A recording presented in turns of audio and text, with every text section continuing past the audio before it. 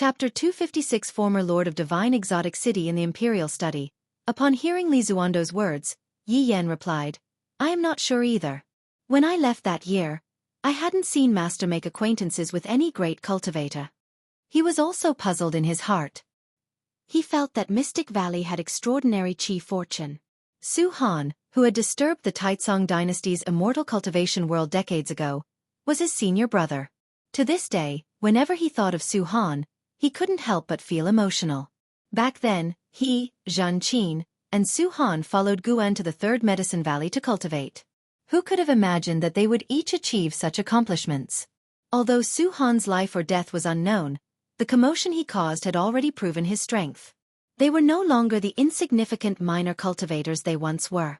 After hearing his words, Li Xiandao did not speak further but fell into deep thought.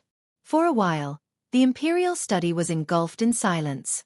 Each harbored their own thoughts, wondering if there was a powerful figure behind Guan. After a long time, Li Xiandao spoke. You may leave now. The negotiations with the Great Jiang dynasty are nearing conclusion. You need to prepare to go to sea. This matter concerns the 1,000-year plan of Taitsong, and it must not be taken lightly. Yes. Yi Yan accepted the order, then saluted and left. Li Xiandao gazed out the window, his eyes wandering. I must advance to Mystic Heart soon, or many things cannot proceed. Li Xiandao thought silently. Compared to Li Lingshan's achievements, he cared more about his own. To this day, only LV Xian knew that he had hidden his cultivation level, and now even LV Xian was unsure of his true level. Li Zuando's ambitions were grand. He wanted to be an immortal emperor, eternally in power. For this, he needed strength to protect himself. Li Lingtian's suffering this setback was also good. It would make him more diligent in his cultivation, ensuring he didn't create trouble for his imperial authority. Thinking of this, Li Xiandao smiled. Yang Jian, not bad. I will look forward to your future. Under the blue sky and white clouds, among the mountains, Li Ya was meditating on the lake. He was bare-chested, surrounded by mist. His hair floated continuously, and his whole body exuded a powerful aura, causing the lake's surface to shimmer like a sword's light. A figure leaped over the towering mountains, descending from the sky and landing on the lake, causing a flurry of ripples. His feet did not touch the lake's surface. It was Zhang Buku. Zhang Buku wore a robe made of animal pelts, his long hair reaching his waist. His entire demeanor was wild. Hands on his hips, he laughed and said, Brother Li, and how has caused another big commotion recently? Do you want to know? Li Ya did not open his eyes, answering, Go ahead, what has he done now? The three of them joined the Star Sea congregations together. Although Li Ya held the divine exotic city and was renowned within the sect, his growth speed could not compare to Anhao. Anhao was the greatest genius in the history of the Supreme Sect, and it was the same in the Star Sea congregations. He made all other geniuses pale in comparison. He has mastered the flame primordial treasure body. It is said that this physique could dominate the mortal world in ancient times. Although the Star Sea congregations have the method of cultivation, he is the first person to succeed in tens of thousands of years. Zhang Buku sighed. Since ingesting a demon core, his talent had also transformed, making him a genius. But compared to Anhao, he still fell short. When they met, it was always awkward since they both came from the Supreme Sect. They had to be polite, but Zhang Buku disliked Anhao. This dislike had no reason. For some reason, looking at Anhao's face always made him feel annoyed, as if he had seen Anhao somewhere before. Li Ya opened his eyes, frowning. He had always regarded Anhao as his goal, but the more he chased, the more powerless he felt. Anhao seemed to be the protagonist of this world, making everyone else fade into insignificance. The flame primordial treasure body. He had heard of it. Once mastered, the person would transform into a radiant sun, invincible in the world. Zhang Buku continued, The sect is planning to explore the sea-breaking rift today. I have signed up. Are you going? Li Ya shook his head and said, I still need to improve my cultivation level, I don't want to go. Of course, if you want me to accompany you, it's not impossible. Zhang Buku snorted. I don't want you to come with me. Being with you is too unlucky. I mainly came to tell you this so you wouldn't be looking for me. Li Ya glared at him and replied irritably, Hurry up and go, you're the unlucky one. The two started bickering again. When Zhang Buku mentioned Gu-en, Leah conceded. Zhang Buku left satisfied. Leah watched Zhang Buku's departing figure, cursing silently that when Zhang Buku returned, he would give him a good lesson. Another year of the Spring Festival had arrived. In the Third Medicine Valley, the disciples were busy hanging lanterns and decorations. Li Lingtian was also bustling with the disciples, mainly following Yang Jian. Seeing Yang Jian busy, he had no choice but to follow. In the pavilion, Guan was discussing a peculiar book with Shen Zhen. The two were expressing their views, arguing vehemently, neither convincing the other. Suddenly, it seemed Guan sensed something, frowning. Shen Zhen noticed the change in his expression, waved her hand in front of him, and asked, "What? Are you angry?" Guan shook his head and said, "No, I just thought of something and got distracted." "Thinking about something? You don't respect me." Shen Zhen glared, angry. She stood up, put the book on the table into her storage bag, and then left. Guan did not stop her. He couldn't be bothered to cater to her whims. He sat back in the treasured chair that Shen Zhen had occupied earlier, communicating with the divine exotic immortal spirit in his heart. "Are you sure?" he asked in his heart. The voice of the divine exotic immortal spirit sounded, "Sure, it's definitely his aura. Although I have never seen him, the city retains his aura. I cannot be mistaken. The former master of divine exotic city is in that rift." The rift it mentioned was the one that spanned the ocean. Its appearance had even led to rumors of a world-destroying sea tide. The divine exotic immortal spirit had just sensed the aura of the former master of divine exotic city from that rift. Guan wanted to know the former master's cultivation level from it, but unfortunately, it did not know. In its words, the divine exotic city had been born after it left that person's hands. This was true for all immortal spirit treasures. They could only serve one master. Once the master perished, the immortal spirit would also vanish. At this moment, Leah was still in the Star Sea congregations, far from the ocean rift. Only the divine exotic immortal spirit sensed that aura. When Guan looked at the rift, he saw many cultivators fleeing from it, as if something terrifying was chasing them. When his divine sense approached the rift, he felt a powerful aura that deterred him from recklessly probing further. The presence that he could feel was strong. There might be a carefree primordial immortal hidden in the rift. Guan withdrew his divine sense, no longer paying attention to it. The world had countless major forces, and there were numerous great cultivators. As long as they didn't threaten him, he was too lazy to meddle. After all, that rift was extremely remote from the mainland, separated by 2 continents and countless islands. Guan chatted with the divine exotic immortal spirit for a while longer. Once he was sure that the former master could no longer control divine exotic city, he felt relieved. He got up and went downstairs. As he walked down the stairs, he saw the busy disciples in the valley, and a smile appeared on his face. The calamities in this world never cease, but if they can be delayed by a few decades, it can grant a generation a stable life. Guan thought this and then walked towards the place where the most disciples were gathered. Under an old tree, dozens of disciples were gathered, discussing fervently. Among them were 2 people playing Go, one of whom was the 9-Finger Divine Lord. The other was the best Go player in the valley, one of the senior disciples in the valley, respectfully addressed as Elder Lu.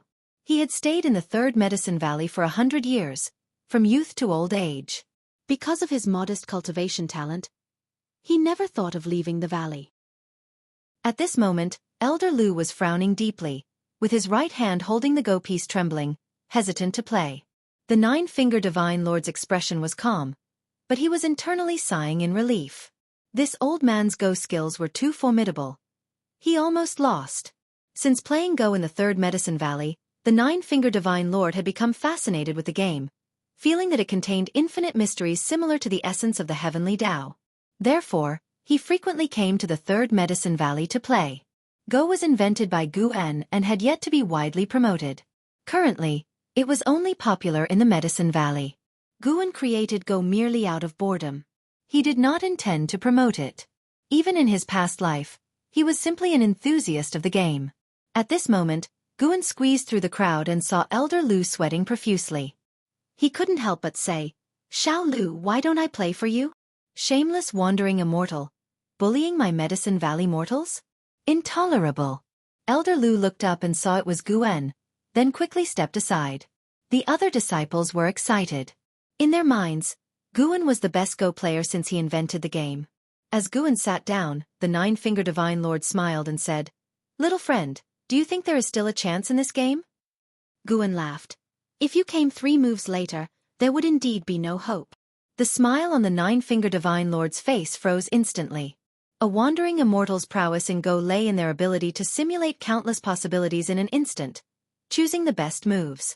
From the first move Elder Lu made, the Nine-Finger Divine Lord had already seen the outcome.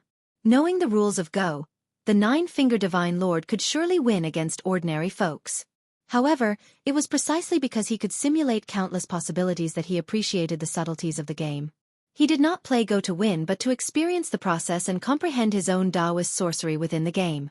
He did not expect Guen to see through his strategy. Under his gaze, Guen placed a piece on the board, turning the tides instantly, making him frown. He immediately placed a piece, and Guen followed suit.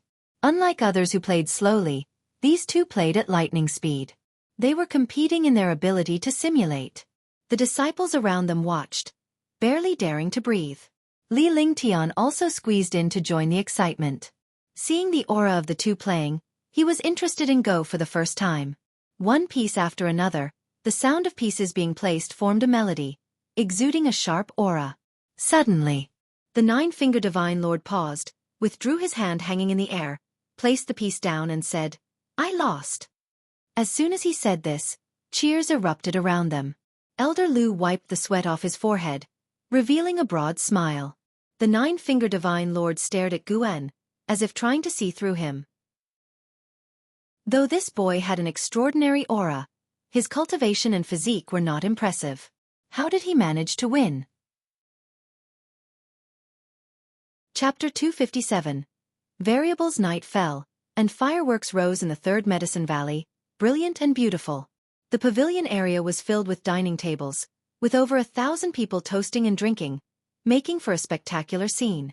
Guen ignored the Nine-Finger Divine Lord's gaze and chatted with Yu Yingying next to him, inquiring about Lu Lingjun's situation. He had actually always been following up on Lu Lingjun. Lu Lingjun's Ascension sect had already been established and had joined forces with the Supreme Sect to occupy an island. They were currently busy mining spirit mines. Overall, things were going smoothly. Yu Yingying had always been in correspondence with Lu Lingjun. In the immortal cultivation world, letters were either exchanged using spells or dharma treasures or delivered by demon pets.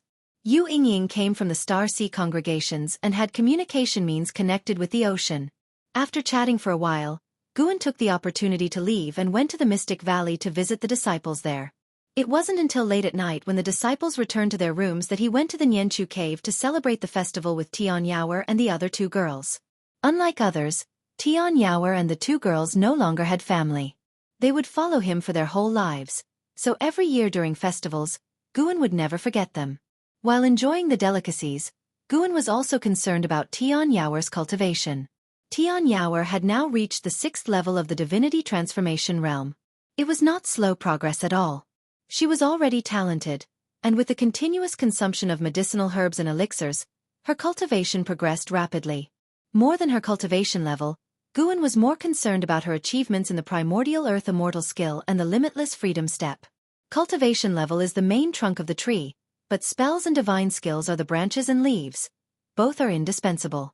Tian Yaoer was very proud of her cultivation achievements, holding her delicate nose high, looking quite complacent. Guen was worried she might slack off, so he spoke about the cultivation progress of An Hao and Yang Jian, though he didn't mention their names, only referring to them as 2 disciples. As she listened, Tian Yaoer's head gradually lowered. Tian Qing and Tian Bai, sitting on either side of Guen, listened as if they were hearing a story, occasionally exclaiming, making Tian Yaoer feel even worse. When Guen finished, Tian Yaoer pouted and said, "What's so great about them? Sooner or later, I'll surpass them." Guen laughed and said, "You are also considered my disciple. Why don't you formally acknowledge me as your master?" "No way. Absolutely not." Tian Yaoer stood up immediately, excitedly speaking with her eyes wide open and her teeth gritting. looking somewhat demonic rather than her usual cute self.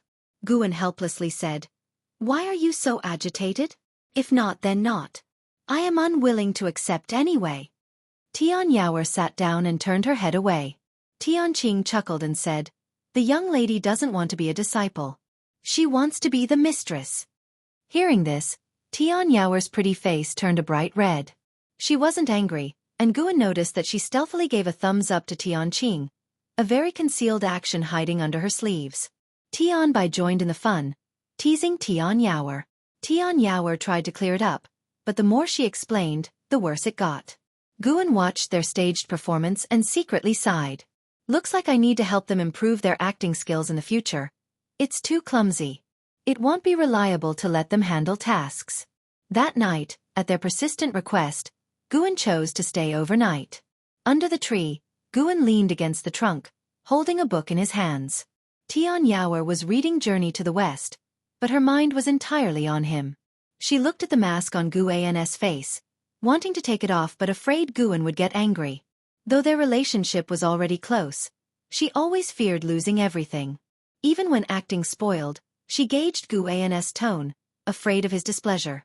"You want to take off my mask?" Guan suddenly asked. Tian Yaoer instinctively wanted to deny it but couldn't help nodding upon hearing his gentle tone. Upon hearing this, Guan took off his mask and placed it on Tian Yaoer's face. Tian Yaoer hurriedly pulled off the mask, thinking Guan was teasing her, only to realize that Guan hadn't put on another mask. Seeing Guan's handsome face, she was stunned. Because Guan always wore a mask, she always thought the worst, imagining he had an ugly or frightening face. She didn't expect such good looks. The reason Guan was willing to remove his mask was that after so many years of interaction, Tian Yaoer was already completely isolated from external causes and effects. Even if she knew his true face, it wouldn't matter. Of course, the most important reason was that he was strong enough. Though not unmatched in the world, he could at least face all causes and effects on this land. "I know you've always wanted to see my face. Tonight, I'm letting you be happy. From tonight onwards, you must work harder in your cultivation. Stop overthinking. Since I've accepted you, I will not abandon you. You are destined to be the longest companion with me. Look to the long term. One day, I will take you out to travel and see the world. Like the green bull spirit under Lord Lao Zi of the Great Monad in Journey to the West, it could trouble Sun Wukong. I hope you can also stand alone in the future. Your strength is my honor." Guan spoke sincerely. These words were from his heart. Be it in Hao or Yongjian, one day they would eventually leave him. Yilan also had her own cultivation journey. Regardless of how many years she had left, Tian Yaoer, with a maximum lifespan of 18,000 years, was the one who could accompany him the longest. Tian Yaoer was deeply moved after hearing this. She nodded heavily and said, "Master, don't worry. I won't let you down. I will also train Tianqing and Tian Bai well. I am your honor. They are my honor. If they can become top experts in the world, it will make you even prouder." Guan laughed and said, "Just like what's written in the Supreme Immortal Venerable? In the future, if they offend others and need you to step in, which forces me to step in?" Tian Yaoer giggled and said, "Yes, beat the small ones first, then the big ones. You are the older one." "Nonsense. Your master will always be young. You do look young." They started chatting, envisioning the future. Guan also enjoyed talking. He could only talk about the future with Tian Yaoer. It was impossible with others around him because they didn't know his cultivation level.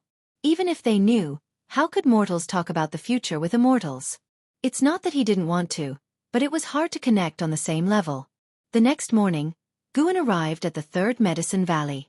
As soon as he stepped off the transmission array platform, the Nine-Finger Divine Lord greeted him, trying to pull him, but he quickly withdrew and asked in a deep voice, "Senior, what do you want to do?" The Nine-Finger Divine Lord withdrew his hand, coughed, and said, "I want to have another game with you, no, a best of 3. He also realized he was a bit presumptuous but felt Guan's reaction was too excessive. If he intended to harm Guan wouldn't be able to escape.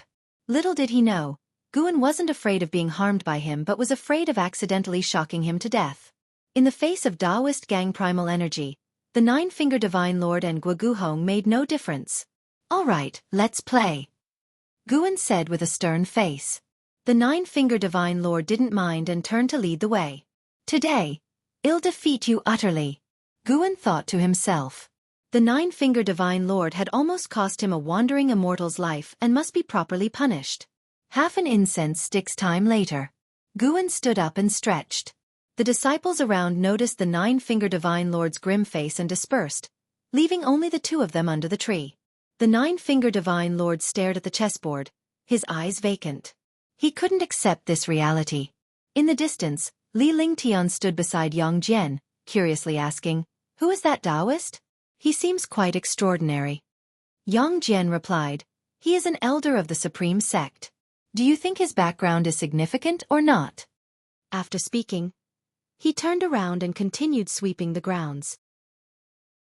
Li Lingtian observed the Nine-Finger Divine Lord and thought to himself that the elders of the Supreme Sect should be quite powerful, shouldn't they? Why not find an opportunity to spar with him? Li Lingtian urgently needed a victory to build his confidence.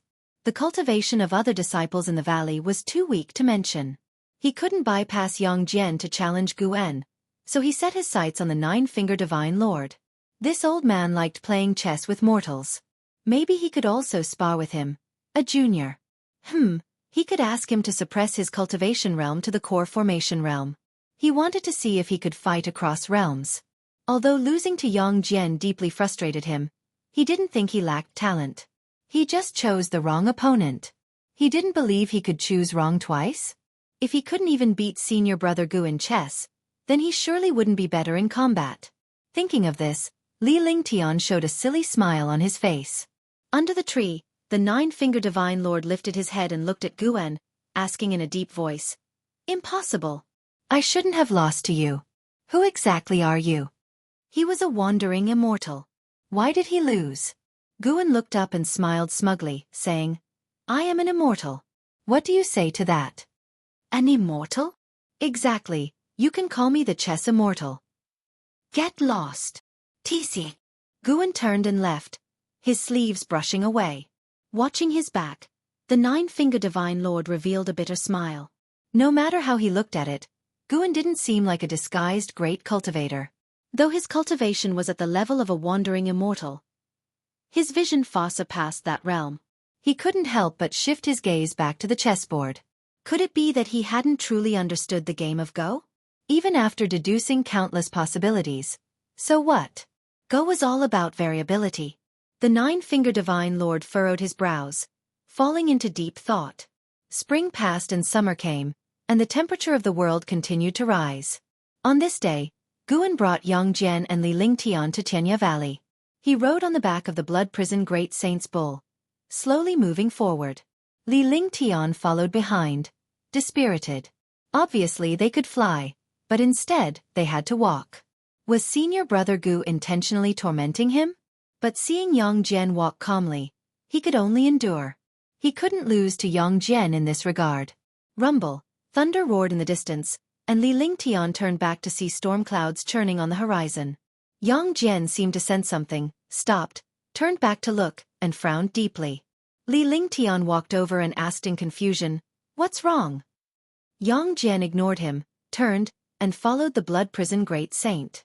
Li Lingtian felt hurt. Yang Jian's indifference always made him frustrated. He understood that in Yang Jian's eyes, he wasn't worth mentioning. Yes, if he were Yang Jian, he wouldn't talk much with someone significantly weaker either. Yang Jian came up to Guan and asked, "Master, I have an uneasy feeling, as if something big is going to happen." Guan replied, "Perhaps indeed a disaster is looming." Yang Jian asked in confusion, "Could it be that the Seven-Star Spirit Realm hasn't given up?" Guan didn't answer but instructed, "Carefully sense it. I want to know what you can feel." Chapter 258 Immortal King's True Blood. After hearing the master's instructions, Yang Jian calmed his mind and carefully sensed the surroundings. His steps didn't stop as he followed the Blood Prison Great Saint. Li Lingtian followed behind, secretly curious. He frequently looked back at the thunderclouds in the sky, but he couldn't feel anything, which made him very frustrated. Could it be that he didn't even have as much insight as Yang Jian? The speed at which the thunderclouds swept across the sky was fast. Before Guan and the others reached Tianya Valley, the thunderclouds had already swept over their heads, with torrential rain about to pour down. Yang Jian looked up at Guan and said, "Master, I feel the breath of destruction. Everything in heaven and earth might be annihilated." These words made Li Lingxian's expression strange. Is it really that mystical? He suddenly thought that Guan was not simple, profound and unfathomable. Could Guan be hiding even greater secrets? Was it because the emperor and the crown prince knew something that they favored senior brother Gu? Li Lingtian pondered. Guan didn't continue the conversation but patted the blood prison great saint's ox back, urging him to sprint. Let's see who gets to Tianya Valley first. Guan left these words, and the blood prison great saint leapt forward, with the ox hooves creating wind, moving majestically, quickly rushing out of the forest. Yang Jian and Li Lingtian hurried to catch up. At the mention of a competition, Li Lingtian got excited, but to his dismay, he found himself indeed the slowest. Yang Jian was one thing, but what was the background of this uncouth ox head, and why was it so fast? Inside Tianya Valley, Guan dismounted from the blood prison great saint's back and led Yang Jian towards the cluster of pavilions. Li Lingtian didn't follow. His gaze was fixed on the blood prison great saint, his eyes bloodshot. The blood prison great saint raised his ox head, glanced at him disdainfully, and spat out a word that nearly drove him mad. Trash! Li Lingtian was livid, watching the blood prison great saint's back, wanting to curse back, but the words were stuck in his throat and wouldn't come out. He suddenly started doubting his life. Was he really trash? Sure, he was stronger than many, surpassing disciples of Medicine Valley and the Royal Palace, but in the grand scheme of the world, how big were those places? He remembered Gu An's words, "There is always someone better out there." The more Li Lingtian thought about it, the more bewildered he became, standing dazedly in place. This time, Guan brought Yang Jian because Li Xiandao wanted to meet him. He wasn't afraid of Li Xiandao's scheming, having gotten to know him over the years. He respected Li Zuando's character, and since they were like-minded individuals, they always believed themselves to be the strongest.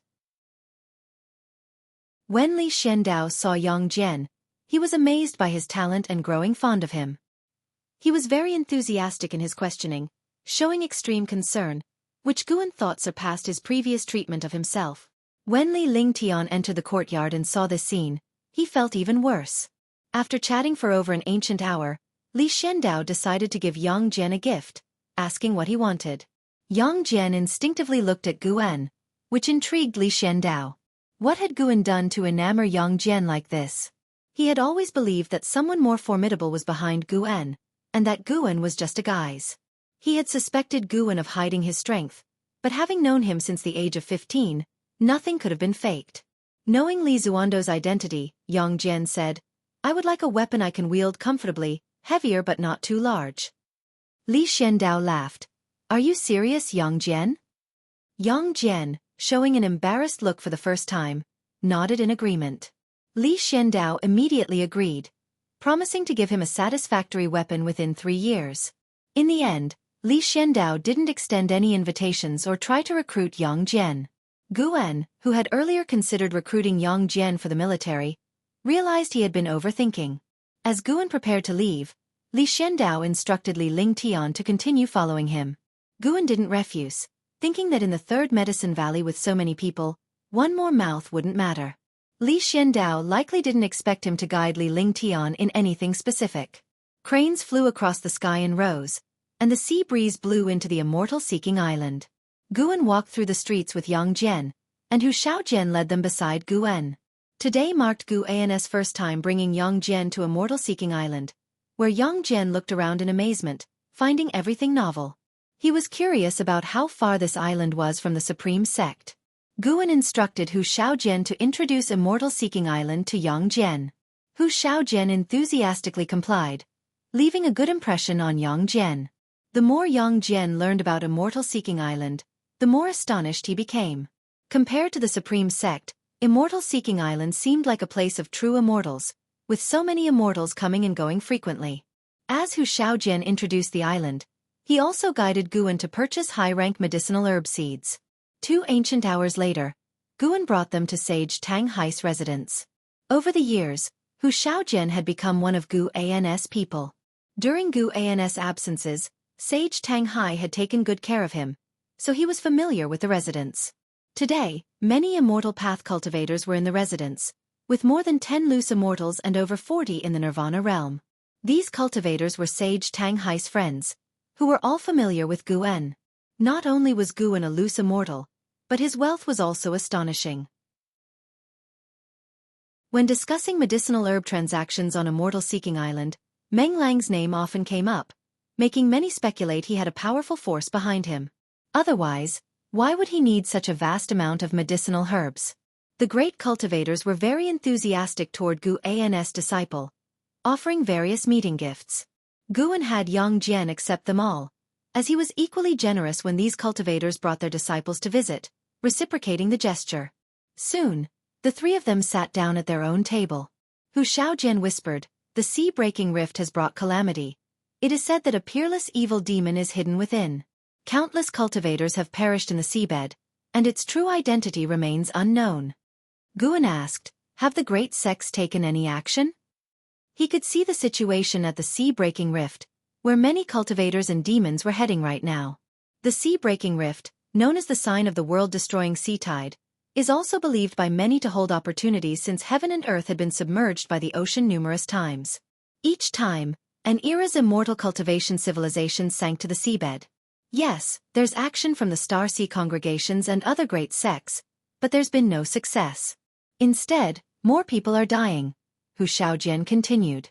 Yang Jian sat on the side, listening attentively. After chatting for a while, Hu Xiaojian began discussing the sea's happenings. To Yang Jian's surprise, he heard a familiar name from his mouth. And Hao. Having cultivated the flame primordial treasure body, and Hao's reputation soared, with everyone in awe of his incredible talent. Yang Jian had heard that Hao had gone to the Star Sea congregations to cultivate. He didn't expect him to become so renowned at sea. As a servant disciple of the Third Medicine Valley, Yang Jian knew little about Hao, only that he was the strongest talent in the Supreme Sect's history and the sect leader's disciple. To Yang Jian, Hao was always a legendary figure. He wondered what Hao's elegance was like. Yang Jian suddenly felt curious. Could it be that his master knew Hao? Hao was so powerful. It didn't seem like someone the Supreme Sect could cultivate. He had researched the Supreme Sect, and before Sword Venerable Fudeo's rise, there wasn't even one Mystic Heart Realm member. There were rumors about Hao being Sword Venerable Fudeo's disciple, but they were mostly speculations. Such rumors weren't uncommon. The immortal cultivation world was full of those suspected to be the Sword Venerable's disciples. If Hao was indeed his unseen senior brother, he would be convinced because Hao was the most brilliant talent he had heard of. The master must be extremely fond of the senior brother. Yang Jian thought silently as he looked at Guan. Although he had been transformed now, deep down, he still harbored an inferiority complex. He wasn't born a genius. His talent was crafted by his master changing his fate against heaven, so he always feared that everything he had could disappear. His mentality was quite similar to Tian Yaoer. Noticing Yang Jian's gaze, Guan didn't respond. After a while, Sage Tang Hai appeared, greeted everyone, and began explaining the purpose of the gathering. It concerned the sea-breaking rift. Upon hearing these 5 words, the cultivators began discussing fervently. Sage Tang Hai scanned the room and said in a low voice, "I received information that at the bottom of the sea-breaking rift lies a hidden world, dangerous yet containing the cave of an ancient immortal king. In the deep sea spirit palace, someone obtained the immortal king's true blood, transforming their body and comprehending divine skills, and it was by these skills they fought their way out." The cultivators couldn't help but be moved. No one knew the realm of an immortal king, but throughout history, they were always the zenith of the immortal path, with only the greatest of each era qualifying to become immortal kings. Such an opportunity, how could they not be tempted? The higher the cultivation, the more one needed such opportunities. The loose immortals present may be high and mighty on Immortal Seeking Island, but when it came to higher realms, they had no direction. Not just breaking major realms, even breaking a minor realm depended on fortune and opportunity. I plan to explore it, and those willing to join may sign up. I will share the information when we depart. This is extremely dangerous, and I can't guarantee safety. Think it over carefully. There is no obligation based on our relationships. Sage Tang Hai spoke sincerely. Over the years, besides holding auctions, he had occasionally organized such expeditions. Though not always successful, there were no bad rumors about him, and his character was trustworthy. The cultivators began discussing among themselves. Sage Tang Hai did not specifically invite Guan, as every attendee was personally invited. Once inside, Guan wasn't particularly significant. In fact, everyone was equally important.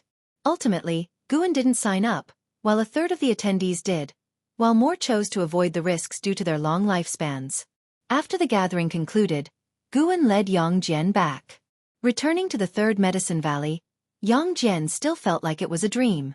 This journey had been too surreal, broadening his horizons. This world was vast, and the Supreme Sect was just a drop in the ocean. Guan began to patrol the Medicine Valley, picking the matured herbs. He wondered if he could accumulate 100 million years of lifespan before the calamity struck. From his current perspective, the sea-breaking rift wasn't enough to shake the great heavenly spirit land, which harbored many terrifying forces.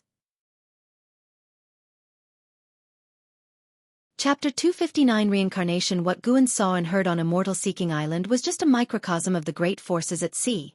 Although the sea-breaking rift had the appearance of fierce demons, it also contained opportunities that countless cultivators and demons pursued eagerly.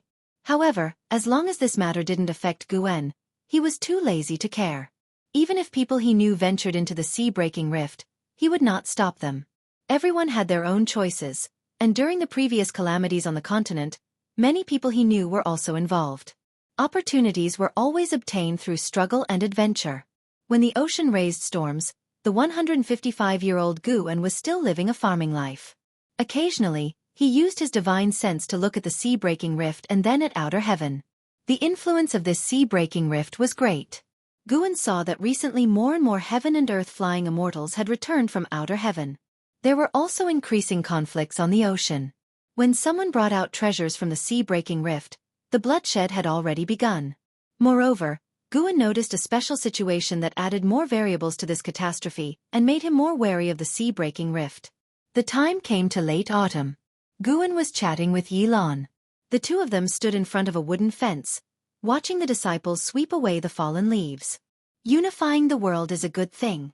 As for whether to follow the dynasty northward, that's up to you, Guan said. The Taitsong dynasty was about to unify the world.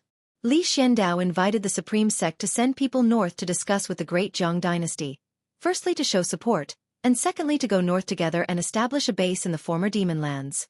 Before the Heavenly Ranking Conference, the Supreme Sect's northern plans were always delayed, with someone secretly sabotaging them. Because of this, the Supreme Sect had sacrificed some disciples. Now no force dared to oppose the Supreme Sect, and the Supreme Sect was also preparing to establish a subsect in the north. Yi Lan was talking about going to the subsect. If she went to the subsect, her status and position would be promoted, and she was very tempted. If she didn't go, with her current cultivation level, she could only be an elder in the inner sect, but the power she would obtain would be small. Yi Lan hesitated. I really want to go, but I'm afraid I won't see you as often in the future. Guan laughed and said, that's just the early stage. Once the teleportation array is built, you'll be able to see me whenever you want. Although Yi Lan liked him, her life was not only about Guan. She couldn't revolve around him, and he also hoped that Yi Lan could live more wonderfully. The splendor of life, romantic love was just a part of it. Especially after cultivating immortality, the weight of love was even smaller. So-called love itself began with desire. Cultivating immortality and cultivating the mind naturally could control physical desires, but spiritual desires would become greater. In the early years, Yi Lan had thrived in the outer disciple Deacon Hall, and she still had a desire for power in her heart. However, this desire was less important compared to her regard for Guan, which made her very hesitant. Hearing Guan's words, Yi Lan felt reasonable, nodded and said teasingly, if I leave, won't you, senior brother, feel more at ease? Guan said indignantly, what are you talking about? I feel at ease whether you are here or not. Yi Lan couldn't help but lightly hit him. Guan reminded her not to slack off in her practice after going to the subsect. The senior brother and sister chatted and began to reminisce about the past. As dusk approached, Yi Lan left. Guan had just sat down at his desk and was about to flip through a book when he suddenly sensed something. He directed his divine sense towards the great Jiang dynasty. The long-hidden primordial Taoist talisman had finally made a move. It merged into the abdomen of a woman from a Ji family branch, which surprised Guan. Was this considered reincarnation? After reaching the carefree primordial immortal realm, Guan could already spy on the yin-yang rules of the world, but he still couldn't see where reincarnation was. Those souls would rise into the sky within 7 days after death, disappear after reaching a certain height, and those that did not rise within 7 days would turn into vengeful spirits, repelled by the heaven and earth rules. To survive, they had to harm living spirits and absorb their essence energy to enhance their ghostly energy, growing stronger step by step. After Ji Xiaoyu's death, her soul had been hiding in the primordial Taoist talisman, unlike other ghosts who persecuted living beings. Under Guan's watch, the primordial Taoist talisman completely merged with the woman's aura, as if it had disappeared out of thin air. Who knew if this Ji Xiaoyu would have the memories of her past life? Guan remembered that Ji Xiaoyu had seemed mature beyond her years as a child, unlike normal children. Perhaps she had always retained her past life memories but had hidden them well. After watching for a while, Guan withdrew his gaze. The moonlight was slightly cool, and the evening breeze blew in through the window, moving Guan's sideburns. This breeze lasted another 10 years. 10 years passed, the world changed greatly, and the territories of the 3 dynasties were unified. Only the Taitsong dynasty remained, and for the people, it was truly peace under heaven. Taitsong focused on development, exploring the world by sea and mining resources in the north. With the increase in resources, all industries within the dynasty flourished. The same was true for the immortal cultivation world, with new sects constantly emerging. For example, the Juhua sect was the most rapidly developing sect in these 10 years and was already one of the top 9 sects in Taitsong, with the Supreme Sect ranked first and the Zongtian sect second. The sub-sect of the Supreme Sect had already been established, and various news kept flowing into the Supreme Sect, making all disciples feel the sect's rise. The treatment of disciples from the Medicine Valley also improved, and the time disciples stayed in the Medicine Valley began to shorten, proving that the Supreme Sect was investing more resources into their cultivation, reducing the time for servant disciples to reach foundation establishment. One day, Guan had just arrived at the 3rd Medicine Valley from Mystic Valley. He turned his head and saw a crowd in front of the nearby pavilions, all gathered to watch a Go game. He didn't know when it started, but Go had begun to be popular in the Supreme Sect, and Go masters always came to the 3rd Medicine Valley. Guan knew it was because the 9-Finger Divine Lord liked to play Go here. He had become the biggest promoter of Go. Moreover, with his current cultivation level at the Mahayana realm, the Hall of Elders couldn't help but flatter him. Last month, LV Batian had even asked him if he wanted to organize a Go tournament, but he refused. Currently, Go was only popular within the Supreme Sect, and it was too early to hold a tournament. The most important reason was that the 9-Finger Divine Lord wanted to hold the tournament in the 3rd Medicine Valley. How could he agree to that?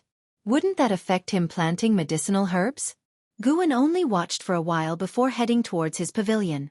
Now the 9-Finger Divine Lord seldom asked Guan to play Go, probably focusing on improving his Go skills. The person playing Go with the 9-Finger Divine Lord was a cultivator at the Unification Realm and also an elder of the sect. Those old cultivators whose cultivation levels had stagnated easily became addicted to Go. Guan suddenly sensed something, piquing his interest. He immediately called for the Blood Prison Great Saint and rode him towards the Outer Gate City. Foundation establishment realm mounts were not uncommon in the current Supreme Sect. If one stayed at the 3rd Medicine Valley for half a day, one would surely see disciples riding mounts flying over the Medicine Valley. Master, why did you suddenly want to go to the Outer Gate City? The Blood Prison Great Saint asked curiously. Lu Lingjun has returned and is taking people to the Heavenly Repair platform. She probably wants to try the Heaven-Cutting Axe, Guan replied casually. The Blood Prison Great Saint was immediately interested. He knew Lu Lingjun had founded the Ascension sect, and those she brought might be Ascenders. As Ascenders, they would naturally want to learn more about each other. The Blood Prison Great Saint's speed was very fast, and they soon arrived in front of the Heavenly Repair platform. Compared to 10 years ago, the Heavenly Repair platform was even more bustling, with cultivators of varying cultivation levels, from the Qi cultivation realm to loose immortal realm, on the platform. Yes, there were loose immortals, and not just one. They all came from overseas. They first expressed their respect to the sword Venerable Fudao and then openly ascended to the heavenly repair platform to comprehend the sword intent of the sword Venerable Fudao. Years ago, Guan had secretly enhanced the sword intent contained within the words, righteous path. Guan dismounted and walked up to the heavenly repair platform. The Bull Demon King did not ascend the platform, as mounts and demon pets were not permitted to ascend, for fear of offending the sword Venerable Fudao. At this moment, more and more people were gathering around the heaven-cutting axe. The news had spread that an overseas loose immortal had come to challenge the heaven-cutting axe. Over the years, loose immortals were no longer a mysterious term within the supreme sect. Many people knew that loose immortals represented a realm, signifying immortals and the highest realm they currently recognized. Why currently? Because the immortal cultivation world's development speed was too fast. Who knew if a higher realm name might emerge in 10 years? Of course, the Mahayana realm was still a revered existence. Zhua Yijian stood beside the heaven-cutting axe, holding the investiture of the gods. Although his eyes were on the book, he was clearly distracted. This overseas loose immortal was the person Lu Lingjun had brought, her master whom she had worshipped at sea. Guan joined the crowd and used lifespan detection on that person. Holy Mother of Western Spirit, Loose Immortal Realm 8th Floor 18907/24000/150000. A maximum lifespan of 150,000 years meant that the Holy Mother of Western Spirit could reach the wandering immortal realm. Even in the sea area where Immortal Seeking Island was located, wandering immortals were exalted beings, rarely seen. The Holy Mother of Western Spirit wore a purple robe, with long white hair tied up under a bejeweled golden crown. A green scarf coiled around her elbow. Standing there, she exuded a vast pressure, inspiring awe. Although she had white hair, her appearance was youthful and beautiful, though her imposing presence made it easy to overlook this. The Holy Mother of Western Spirit approached the heaven-cutting axe and examined it closely. She came to this continent specifically for Sword Venerable Fudao. This was one of the reasons she took Lu Lingjun as her disciple. Overseas great cultivators had a deeper understanding of the destruction of the Seven Stars spirit realm. Sword Venerable Fudao was undoubtedly the most powerful cultivator she had heard of so far. How could she not be interested? Zhua Yijian, seeing her hesitation, said impatiently, "Hurry up. There are people waiting. When the ancient hour arrives, not even the Lord of a holy land can make an exception." Loose immortal or whatever immortal, in the supreme sect, everyone had to follow the rules. The Holy Mother of Western Spirit was not angered. She raised her right hand, her snow-white palm reaching out to grasp the heaven-cutting axe. She could feel that the weight was not from the heaven-cutting axe itself, but from the vast mana within it. After 2 attempts, she gave up and turned to leave. This disappointed the spectators. There was little commotion. They didn't expect the Holy Mother of Western Spirit to succeed, just wanted to see the lofty immortal in a moment of embarrassment. Lu Lingjun exchanged a few words with the Holy Mother of Western Spirit and then was about to leave when her eyes suddenly caught Guan. "Guan, why are you here?" Lu Lingjun transmitted her voice to Guan while waving to him. Chapter 260. Astonishing Heaven and Sea Waves, Terrifying Treasure Body. Seeing Lu Lingjun wave her hand, Guan could only walk up to her. He cupped his fists and saluted the Holy Mother of Western Spirit, as basic courtesy should at least be observed with a loose immortal. The Holy Mother of Western Spirit slightly nodded, without saying anything. Lu Lingjun then pulled Guan along, and after descending from the heavenly repair platform, she took a storage bag from her waist belt and handed it to him. "I won't be returning to Medicine Valley. This is something I brought for you from overseas," Lu Lingjun said softly. Guan nodded and did not question what she planned to do next. He simply told her if she ever needed his help, she could always find him in the 3rd Medicine Valley. Lu Lingjun smiled, then left with the Holy Mother of Western Spirit. Watching Lu Lingjun's departing figure, Guan thought that it seemed she was gradually distancing herself from the 3rd Medicine Valley. After all, she was now the sect leader, and how could she possibly reside long-term in Medicine Valley, let alone have her loose immortal master live with servant disciples? The Blood Prison Great Saint walked over, secretly surprised. His master claimed to be a loose immortal, but a loose immortal could not possibly lift the heaven-cutting axe. He asked no more questions, thinking it was better for Guan to be stronger, as it meant his current situation was a blessing rather than a curse. Guan turned and left, planning to wander around the outer gate city. He could feel that the Holy Mother of Western Spirit's arrival was aimed at Sword Venerable Fudao, and earlier she had tried to lift the heaven-cutting axe, intending to connect with Sword Venerable Fudao. But he had no desire to meet the Holy Mother of Western Spirit. It was easy to guess that it probably had to do with the sea-breaking rift. 10 years had passed, and the disaster caused by the sea-breaking rift had only grown worse. Besides mysterious fierce demons, these years had also seen the appearance of beings called divine exotic resentful ghosts from the sea-breaking rift. Divine exotic resentful ghosts were immortal and could only be sealed.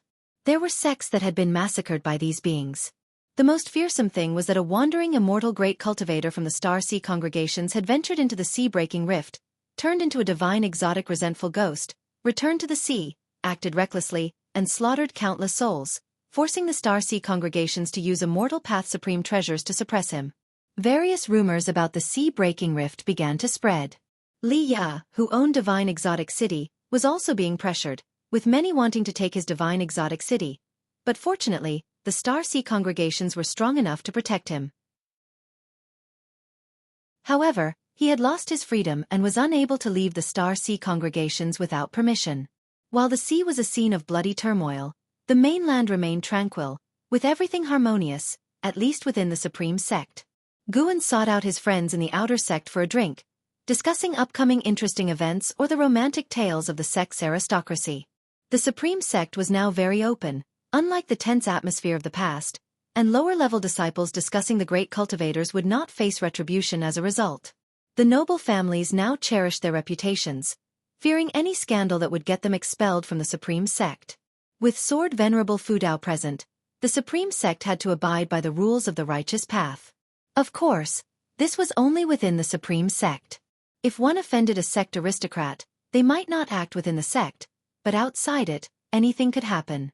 Until the night, Guan finally rode back to the valley on the Blood Prison Great Saint. He held a wine gourd, reciting poetry, which the Blood Prison Great Saint praised as fine verse. Guan thought he had good judgment, daring to praise any lousy poem, which was its own kind of realm. The arrival of the Holy Mother of Western Spirit did not shock the Supreme Sect, whose foundations were also quickly growing. Unless the Holy Mother of Western Spirit was coming to join the Supreme Sect, they would not mobilize for her. Another summer arrived. Guan lay under the mystic pure tree, staring at his attribute panel. His lifespan had reached 25 million years. Although it was still far from 100 million years, the number already gave him a sense of security. Nearby, the White Spirit Rat and the Blood Prison Great Saint were playing. Although the White Spirit Rat could not yet speak, its maximum lifespan was continually increasing, and its reflex speed was beyond what the Blood Prison Great Saint of the Foundation Establishment realm could match. Boom! A thunderous sound came from afar, alarming everyone in Medicine Valley. The Blood Prison Great Saint and the White Spirit Rat stopped and looked toward the horizon, their expressions tense. The Nine-Finger Divine Lord, who had been playing chess, frowned and turned to look, extending his divine sense. His face quickly grew grim. Guan was rather calm. The reason he was checking his attribute panel was that he sensed something significant was happening.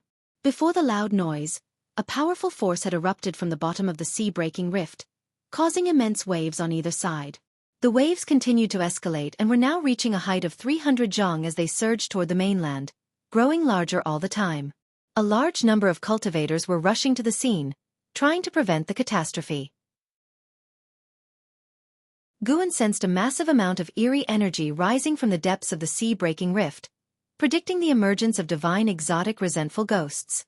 Divine exotic resentful ghosts were different from the divine soul demons of Divine Exotic City. They had their own spiritual wisdom and even retained memories of their former selves, but their personalities had drastically changed. They killed any living spirits they encountered, which caused the turmoil in the Seabast immortal cultivation world. The strength of divine exotic resentful ghosts was not the frightening part.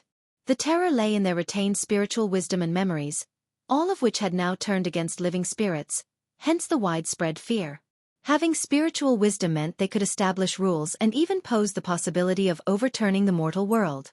Guan rose, realizing he could not appear too indifferent, as the entire valley was in shock and he had to cooperate with the rest. He wondered whether slaying the divine exotic resentful ghosts could extend his lifespan. If so, it might be worth intervening early. Yang Jian ran over, standing next to him, and whispered, "Master, I just had an illusion of being attacked by many demons and ghosts." Fear flashed in his eyes. It was not simply an illusion. He had felt as though he had experienced a near-death event. Somewhere in the unseen, it seemed as if something terrifying was approaching him. Guan looked at Yang Jian and suddenly noticed that his karma had become blurred. He could no longer glimpse Yang Jian's past through their karmic connection. "Don't worry. Just stay by my side. What could happen? Focus on your cultivation," Guan reassured him. Actually, he himself was unsure of the reason behind it. Although he was a carefree primordial immortal, he had only lived for 166 years and did not know much about the world. He could see through the heaven and earth rules, but he had not yet reached the point of omniscience. He guessed that the visions Yang Jian saw might be related to his physique. After all, the immortal-seeking Taoist had said Yang Jian had some kind of ancient treasure body. Hearing Guan's reassurance, Yang Jian immediately felt at ease. Right, with Master around, nothing could happen to him. Guan then walked toward where his disciples were gathered, intending to discuss the matter with everyone and maintain his image as a core formation realm cultivator. At noon, Immortal-Seeking Island. In a courtyard, the immortal-seeking Taoist looked at Guan with a peculiar expression. He poured a cup of wine for Guan and asked, "How did Taoist friend Meng know I was here?" He had been back at Immortal-Seeking Island for many years but had stayed in his residence without going out. Guan replied, "I knew when you first returned. Back then, a lot of people were aware. I came to see you today because my disciple encountered a problem." Upon hearing it concerned Yang Jian, the immortal-seeking Taoist lost interest in questioning how Guan knew he was on the island and asked about the issue instead. Guan did not hold anything back. After listening, the immortal-seeking Taoist's expression became complicated. He sighed and said, "Ancient treasure bodies have a self-protection instinct. His treasure body must have sensed danger, likely related to the sea-breaking rift. There may be another treasure body hidden there. I have heard that ancient treasure bodies have a competitive and perceptive nature among themselves, especially innate ancient treasure bodies which can sense each other's existence and will attempt to devour one another. If that treasure body does come from the sea-breaking rift, it might be a deceased ancient strongman who has turned into a divine exotic resentful ghost. In that case, it will be a big problem." He had returned to Immortal-Seeking Island to avoid catastrophe. At this moment, he even considered fleeing Immortal-Seeking Island because he feared Guan might bring Yang Jian along. Admiration aside, the immortal-seeking Taoist would not die for Yang Jian. Not his disciple. Even if it were his disciple, he would abandon them. The immortal-seeking Taoist looked at Guan, hesitating to speak, wanting to persuade Guan to give up on Yang Jian, but he felt that saying so would be pointless. Guan would weigh the situation himself, and saying more would only make him unhappy. Guan became thoughtful. The tsunami that had erupted yesterday continued to rise. Cultivators tried to stop it but had no success. The waves contained some powerful force that neutralized all spiritual power and mana along the way. One day passed, and the wave's crest had already surpassed 1,000 zhang. 1,000 zhang high wave was incredibly imposing, swallowing countless sea islands along its path. Currently, wandering immortals of the Star Sea congregations were still attempting to hold back the waves but without success. The immortal-seeking Taoist saw Guan was deep in thought and did not disturb him, leisurely playing with his wine cup. After a while, Guan thanked the immortal-seeking Taoist and then stood up to leave. The immortal-seeking Taoist did not try to keep him, realizing that Guan's visit had provided more information.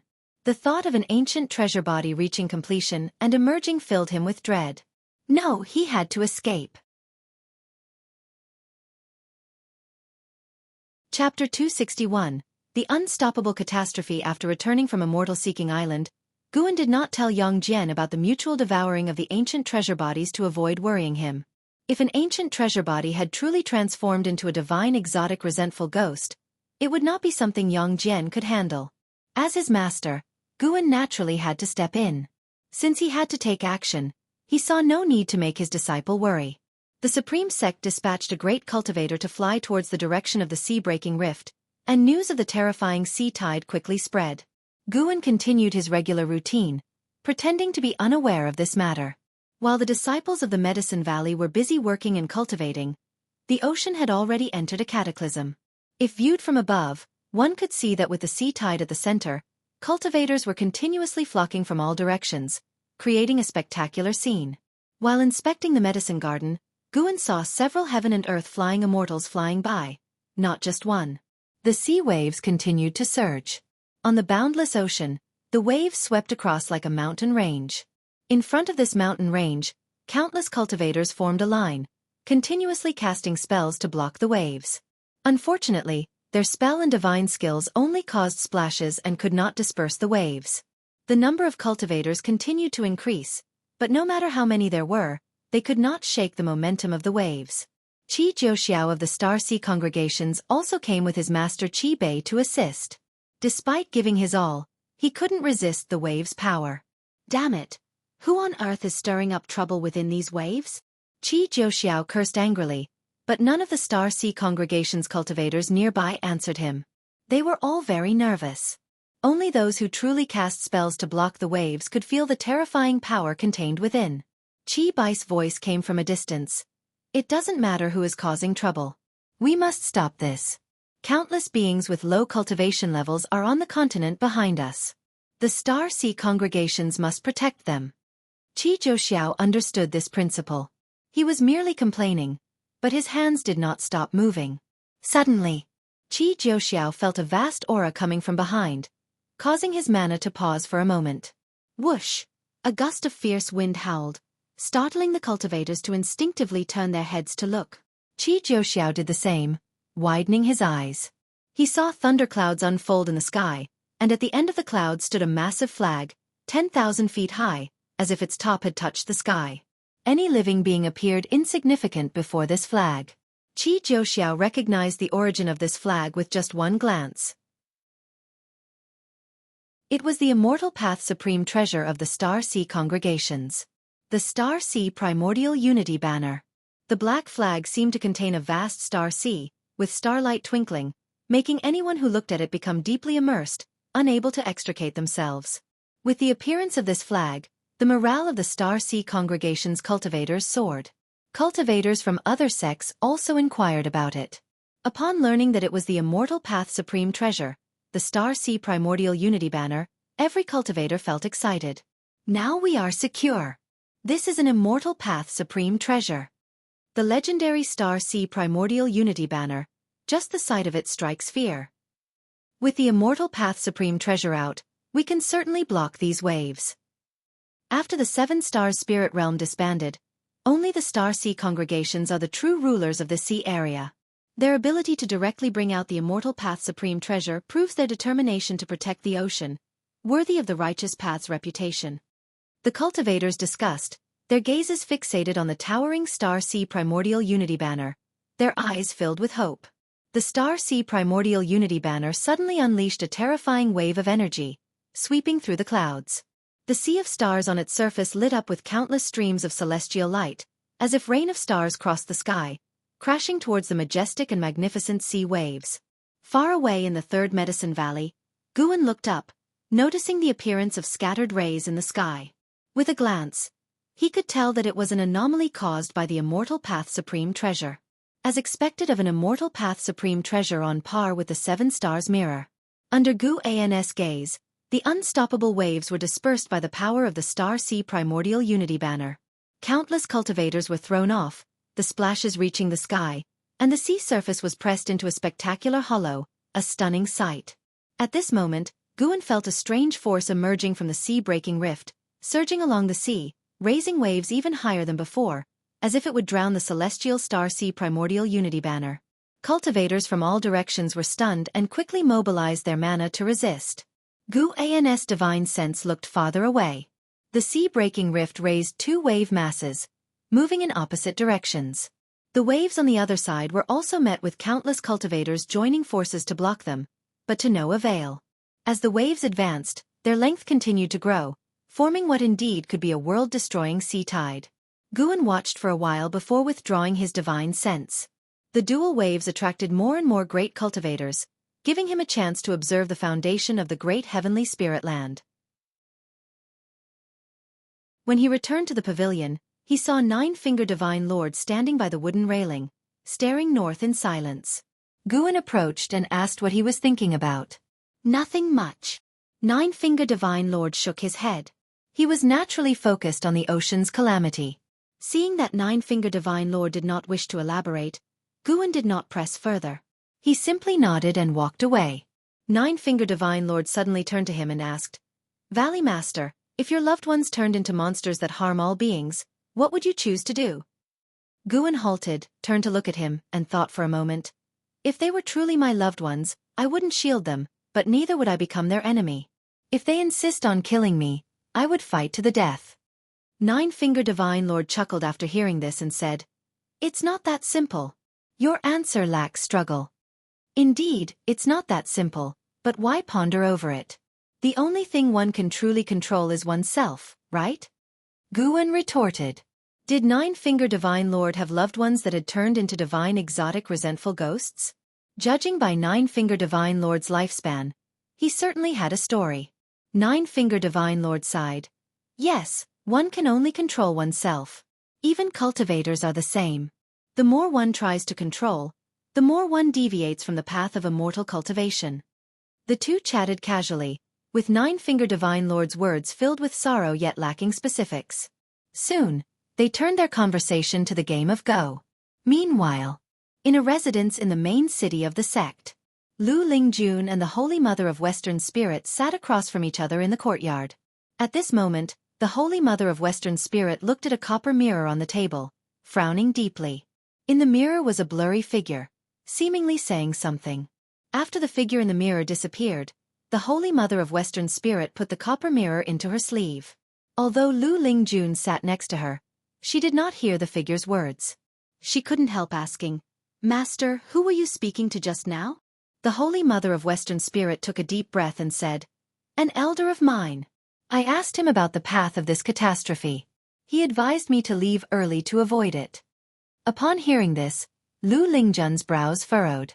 In her heart, the Holy Mother of Western Spirit held an exceptional position and cultivation level. Even if she was not as powerful as Sword Venerable Fudao, she was still one of the top great cultivators she had ever seen. For even the being behind the Holy Mother of Western Spirit to advise them to avoid this calamity, it must be extraordinary. The cause and effect hidden within the sea-breaking rift are such that even my elders dare not involve themselves. Perhaps we truly should leave. The world is vast, there will be somewhere to escape the disaster, the Holy Mother of Western Spirit said with a sigh. Lu Lingjun replied, The Supreme Sect has Sword Venerable Fudao. He may be able to overcome this crisis. Ever since she joined the Supreme Sect, she had experienced the demon calamity and heard of Sword Venerable Fudao sweeping through the 7-star spirit realm single-handedly. She had great confidence in Sword Venerable Fudao. The Holy Mother of Western Spirit, however, was still worried. It's hard to say. She came to the Supreme Sect intending to rely on the power of Sword Venerable Fudao to avoid the calamity. But she had just learned that the scope of the disaster had changed, with even more powerful variables appearing. Even her sect dared not involve itself rashly. Not all sects in this world followed the righteous path. More sects aimed only to preserve their own Taoist traditions. Not just them, at this moment within the Supreme Sect, those great cultivators from the ocean were also discussing this matter. With their cultivation levels surpassing the native disciples of the Supreme Sect, they also had superior intelligence capabilities, understanding more about the approaching threat of the waves directed at their continent. Naturally, they were anxious. Their first thought was Sword Venerable Fudao. If the ocean cultivators could not block the waves, could Sword Venerable Fudao withstand them when they reached the continent's edge? Some had already chosen to flee the continent, unwilling to gamble on Sword Venerable Fudao's strength. Rumble, the sky thunder cracked, thunderclouds tumbling, interwoven with boundless lightning. A sea wave over 1,500 feet high advanced with the momentum to engulf everything under heaven. It seemed as if the entire sea had risen, unstoppable and imposing. Under this wave, all cultivators and demons appeared small. Qi Jiuxiao endured the storm with his armor drenched. He continually retreated, his face full of anxiety. Subconsciously, he looked back and could see the outline of the continent.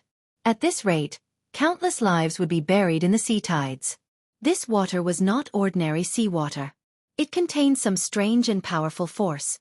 Some cultivators who had been swept into it had already transformed into divine exotic resentful ghosts.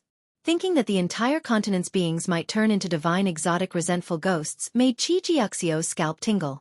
He looked ahead, seeing 12 figures in front of the wave. They emitted an aura far surpassing all cultivators behind them. Yet, despite their vast mana, they were being pushed back by the wave. All 12 were heaven and earth flying immortals, either the founders of sects or elders of the Star Sea congregations. Facing the wave, they were all powerless. They could only slow the wave's advance but could not suppress it. The previous dispersal of the wave by the Star Sea Primordial Unity banner had only been temporary. Another wave had formed, and the banner itself had been tainted by the force within the wave, forcing the Star Sea congregations to retract this immortal path's supreme treasure. At this moment, Chi-Jiuxio's pupils suddenly dilated, his face showing a look of terror. In the dim sea wave, he saw a figure, 1,000 meters tall, only faintly visible when lightning flashed. It was not just him. More and more people saw that figure. Anyone who beheld it felt a suffocating pressure in their chest. For over 100,000 cultivators had gathered to block this wave, with the lowest cultivation level being Mystic Heart Realm, and over 10,000 Immortal Path cultivators. Even such power could not shake the wave's momentum. How could they not despair? More and more cultivators felt beaten down, their will to fight waning. Seeing the mysterious 1,000-foot-tall figure in the wave made them even more eager to escape immediately. Chapter 262. It is Sword Venerable Fudao. As noon approached, Guan arrived at Mystic Valley. It had been 2 days since the sea-breaking rift had erupted with waves, and now it was the 3rd day. Guan was about to gather medicinal herbs when he suddenly sensed something. He sighed softly, then continued harvesting. He had already felt a powerful force approaching from afar. Originally, Guan didn't want to concern himself with the survival of the 2 distant continents. The waves would have to pass through these 2 continents before reaching his own, and they were still very far away. But now, a dangerous aura had emerged from within the waves, forcing him to change his strategy. He couldn't wait until the force behind the catastrophe neared his continent before acting. If that happened, it would easily lead to unexpected changes. The farther the catastrophe remained from the Supreme Sect, the more room he would have to operate. He couldn't fight on the continent itself, where he would have to consider the well-being of all living things. As the catastrophe progressed, the entire ocean had become aware of the existence of the divine exotic resentful ghost. The sea-breaking rift was definitely not a natural calamity. Deep within it lay a force poised to overturn the mortal world. Whether Guan intervened or not, this would be a disaster the entire ocean needed to face together. Guan continued gathering medicinal herbs while pondering how to act. Lu Jiujia, the chief disciple of Mystic Valley, approached and softly asked, "Senior brother, I've heard there is a disaster at sea that could potentially affect our continent. What should Mystic Valley do?" From his words, it was clear how much the Supreme Sect had progressed over the years. The disaster at sea had only been ongoing for 3 days, yet word of it had already spread within the sect.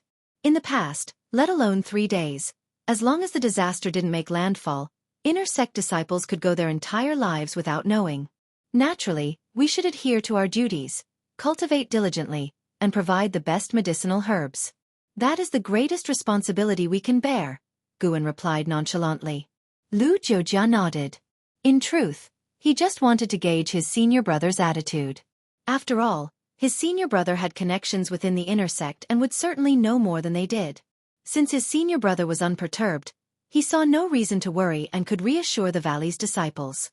After Lu Jiujia left, Guan continued picking herbs. 30 minutes later, Guan arrived at the eastern cliff of Mystic Valley, with the Blood Prison Great Saint following behind. "Master, what brings us here?"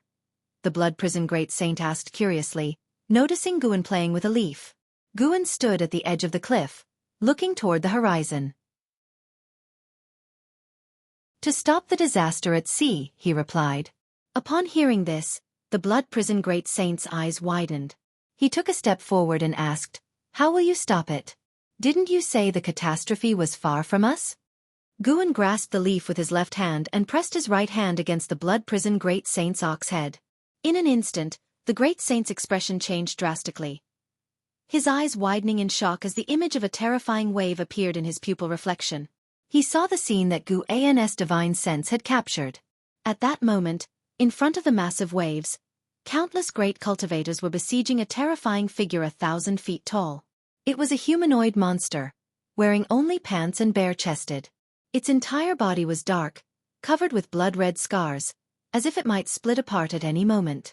Its hair was wild, with a fierce and ghostly face full of fangs, holding a bone knife, exuding dominance and arrogance. The myriad spells and divine skills cast upon it failed to shake its massive form. Its roar drowned out the thunder, turning the sea and sky into a hellish landscape. The blood prison great saint trembled at the sight of the 1,000-foot figure. The aura alone was terrifying to behold. The spells and divine skills of the cultivators were immense, resembling the power of immortals, creating a spectacle rivaling the sun and moon. The more powerful the cultivators, the more terrifying the 1,000-foot figure seemed. Guan raised his right hand, breaking the great saint's vision, who instinctively looked at Guan, wanting to see more.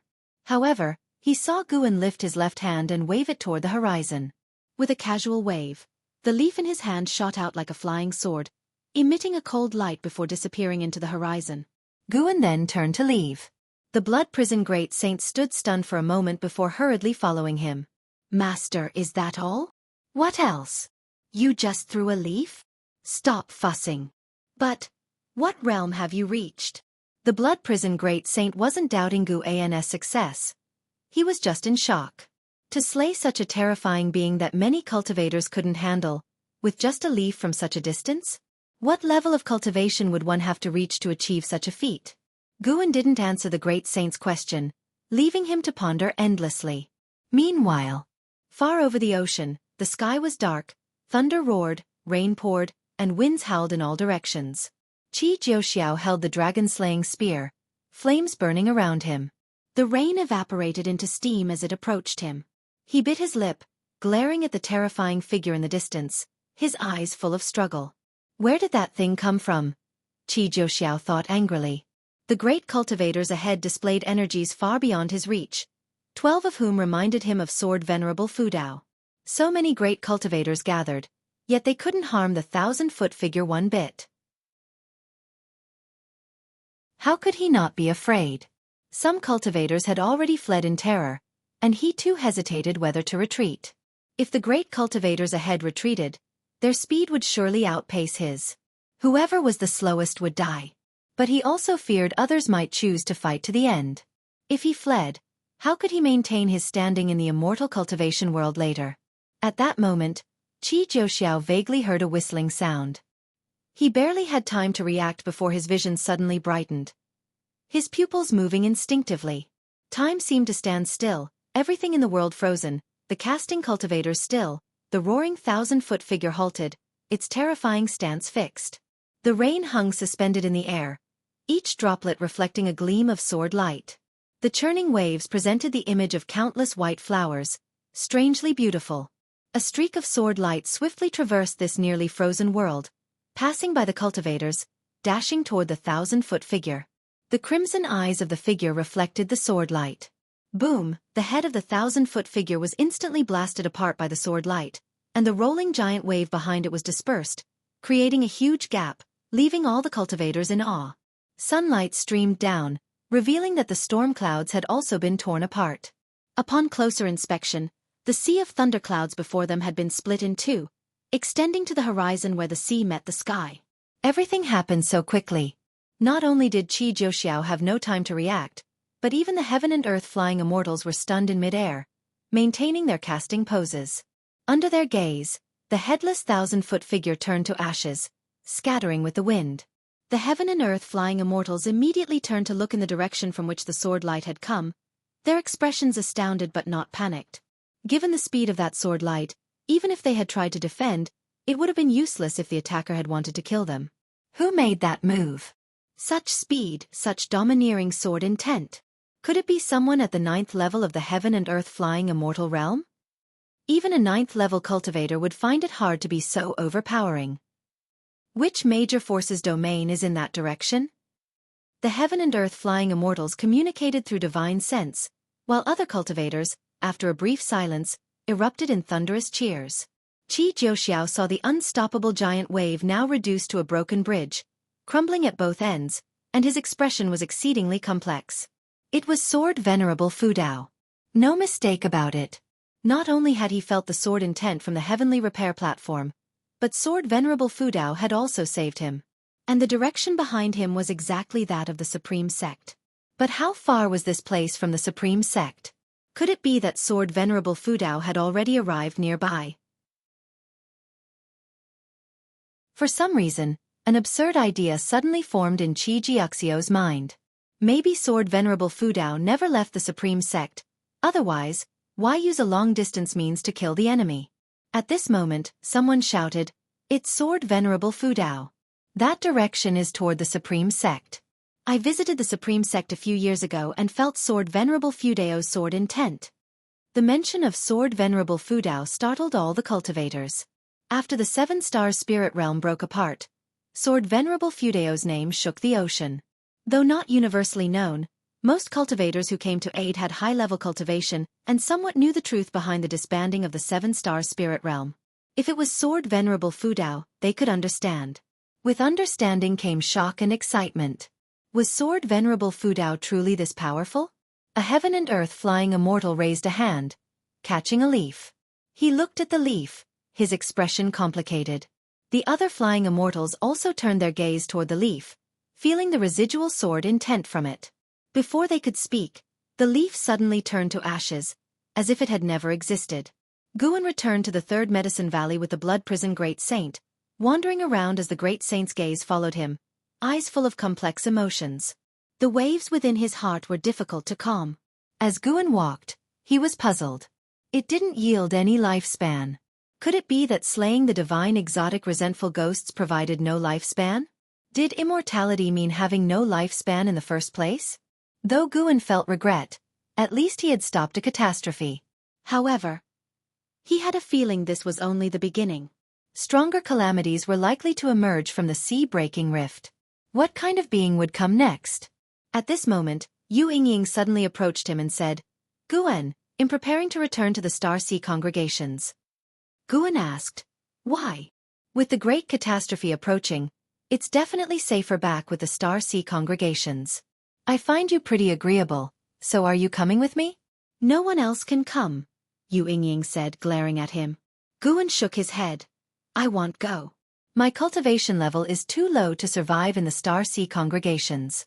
If the Supreme Sect were to fall tomorrow, I would rather disappear with it." In the distance, the Blood Prison Great Saint couldn't help but roll his eyes. The master fooling a simpleton again. Yu Yingying opened her mouth, but in the end, said nothing. She patted Guan's shoulder and turned to pack her things. Guan had no intention of stopping her. It was a good thing for Yu Yingying to return to the Star Sea congregations early, as it prevented her from causing him trouble. Yu Yingying had a strange cause and effect within her, suppressing her talent and lifespan. Guan couldn't see through this cause and effect for the time being, so he didn't want to get too involved with her. If he got too emotionally attached, he would have to help her eventually, which would be too troublesome.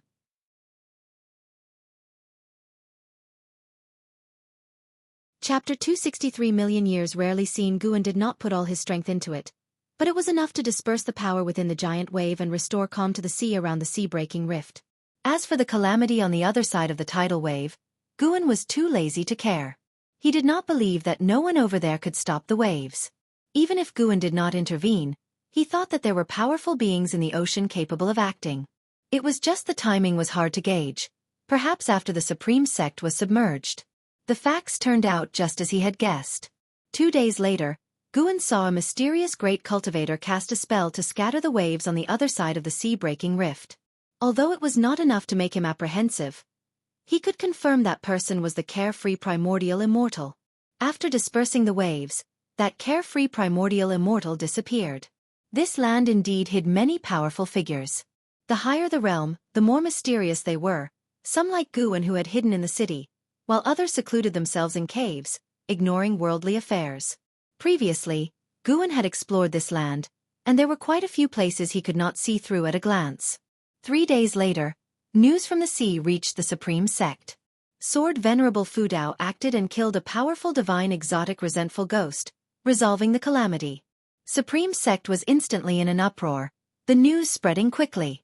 Guan was still reading in the pavilion when he heard the disciples discussing it. He did not go downstairs but continued reading. This intervention did not give him a sense of accomplishment. He thought he could be happy when the sea-breaking rift disappeared. However, near dusk, an event occurred that left Guan helpless. It was that Yu Yingying, who had left a few days ago, had returned. Upon her return, she immediately found Guan and eagerly shared the situation she had learned, her tone full of admiration and respect for Sword Venerable Fudao. She understood the situation more clearly. It was said that the sea-breaking rift erupted with waves that could sweep through heaven and earth, hiding a divine exotic resentful ghost that even the Star Sea congregations could not deal with. She also made a point of explaining the divine exotic resentful ghost, fearful that Guan did not know how terrifying this thing was. Guan cooperated with her, showing nervousness when talking about the calamity and divine exotic resentful ghost. When she mentioned Sword Venerable Fudao, he became excited, greatly satisfying her emotional needs. This event had a huge impact on Yu Yingying, and she had to find someone to talk to, preferably a Supreme Sect disciple. She wanted the Supreme Sect disciples to be grateful and to know how strong Sword Venerable Fudao was. Receiving Sword Venerable Fudao's favor, it seemed that heaven favored the Supreme Sect. If such a strong person lived in the Star Sea congregations, how great would that be? As Guan listened, he felt something was amiss. Why was she telling him this? Could she have guessed that he was Sword Venerable Fudao?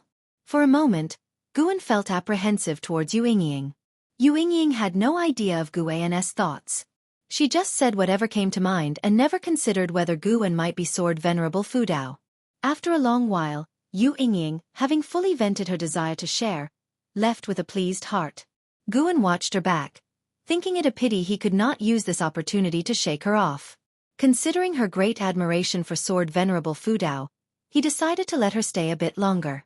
In the following days, the entire Supreme Sect revolved around discussions of Sword Venerable Fudao, and with many ocean cultivators in the sect, news of the divine exotic resentful ghost also spread. Indestructible and immortal, devouring living spirits. Divine exotic resentful ghosts were transformed from living spirits. Just hearing this was terrifying. It is worth mentioning that Yu Yingying went to the Outer Gate City every day to preach the might of Sword Venerable Fudao.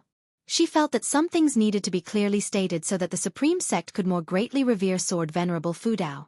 Every time Sword Venerable Fudao acted, the number of cultivators on the Heavenly Repair platform increased dramatically.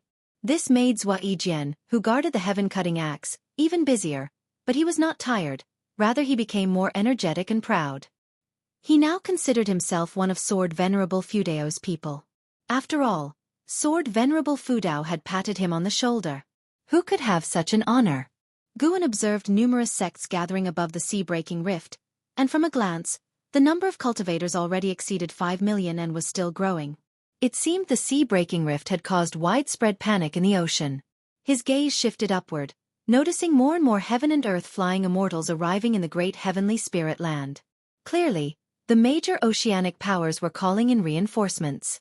This was a good thing. However, Guan recalled something. Would the increasing number of cultivators providing support lead to a rise in divine exotic resentful ghosts? He could only pray those sects could resolve the deep-seated trouble in the sea-breaking rift on their own. He was not the protagonist of this heavenly destiny. He could not be relied upon to solve everything, right? He thought it should not come to that. This land was filled with immortal spirit dynasties, and there was a mysterious continent capable of resisting his divine sense with its chi fortune. Furthermore, Guan had also seen many transcendent powers before, none of which Star Sea congregations or Seven-Star Spirit Realm could compare to. Star Sea congregations were rulers of the ocean, but there were many rulers. With Guan's realm, he could already glimpse the chi fortune of sects and forces, and from the strength of the chi fortune, the Supreme Sect was less than 1/10,000th of the Star Sea congregations, and the Star Sea congregations were likewise less than 1/10,000th of that immortal spirit dynasty. Guan guessed those true first-rate powers of the world also had deployments in outer heaven. They could access more resources, nothing the Star Sea congregations could compare to. The commotion caused by Sword Venerable Fudao did not affect Guan. However, he began spending more time teaching Yang Jian. Ever since he dispersed the waves, Yang Jian had been experiencing more frequent visions, seriously affecting his cultivation. Once, while Guan was instructing Yang Jian in his cultivation, Yang Jian suddenly fell into a daze. Guan had to shake him awake, drenched in cold sweat. Yang Jian had seen himself being devoured, utterly powerless to resist, and the intense pain was not an illusion but a real sensation to his flesh. Unfortunately, Guan could not deduce the source of the visions through cause and effect. Time passed day by day. The year-end arrived. Winter snow covered the land and mountains. In the forest 100 miles outside Mystic Valley, Guan was instructing Yang Jian in the Limitless Freedom Step. Yang Jian possessed high talent and comprehension, but Limitless Freedom Step was equally profound. Mastering it was challenging even for him. After a maneuver, Yang Jian almost crashed into a tree, but he stabilized himself just in time. He turned to look at Guan about to speak, but suddenly frowned. He clutched his head with both hands and unexpectedly knelt in the snow. Guan sensed something was wrong and immediately used his mana to isolate this section of the forest, preventing any unusual occurrences from alarming the Supreme Sect. He approached Yang Jian and placed his right hand on Yang Jian's shoulder, using his own mana to assist him. In an instant, Guan felt an unknown force of cause and effect attacking. He could resist, but he hesitated for a moment and pretended to be affected. His mind was drawn into a mysterious illusion realm, with Yang Jian's consciousness present as well. Yang Jian sighed in relief upon seeing his master's figure beside him. He was about to speak but suddenly felt something and turned his head. Ahead, a pitch-black shadow appeared, walking out from the expanse of snow, seemingly wearing some kind of armor based on its shape. Mystic Gang Dominator Body, a rare sight in a million years. A cold voice echoed from the front, filled with greed. Listening closely, it seemed to swallow something, chilling those who heard it to their bones.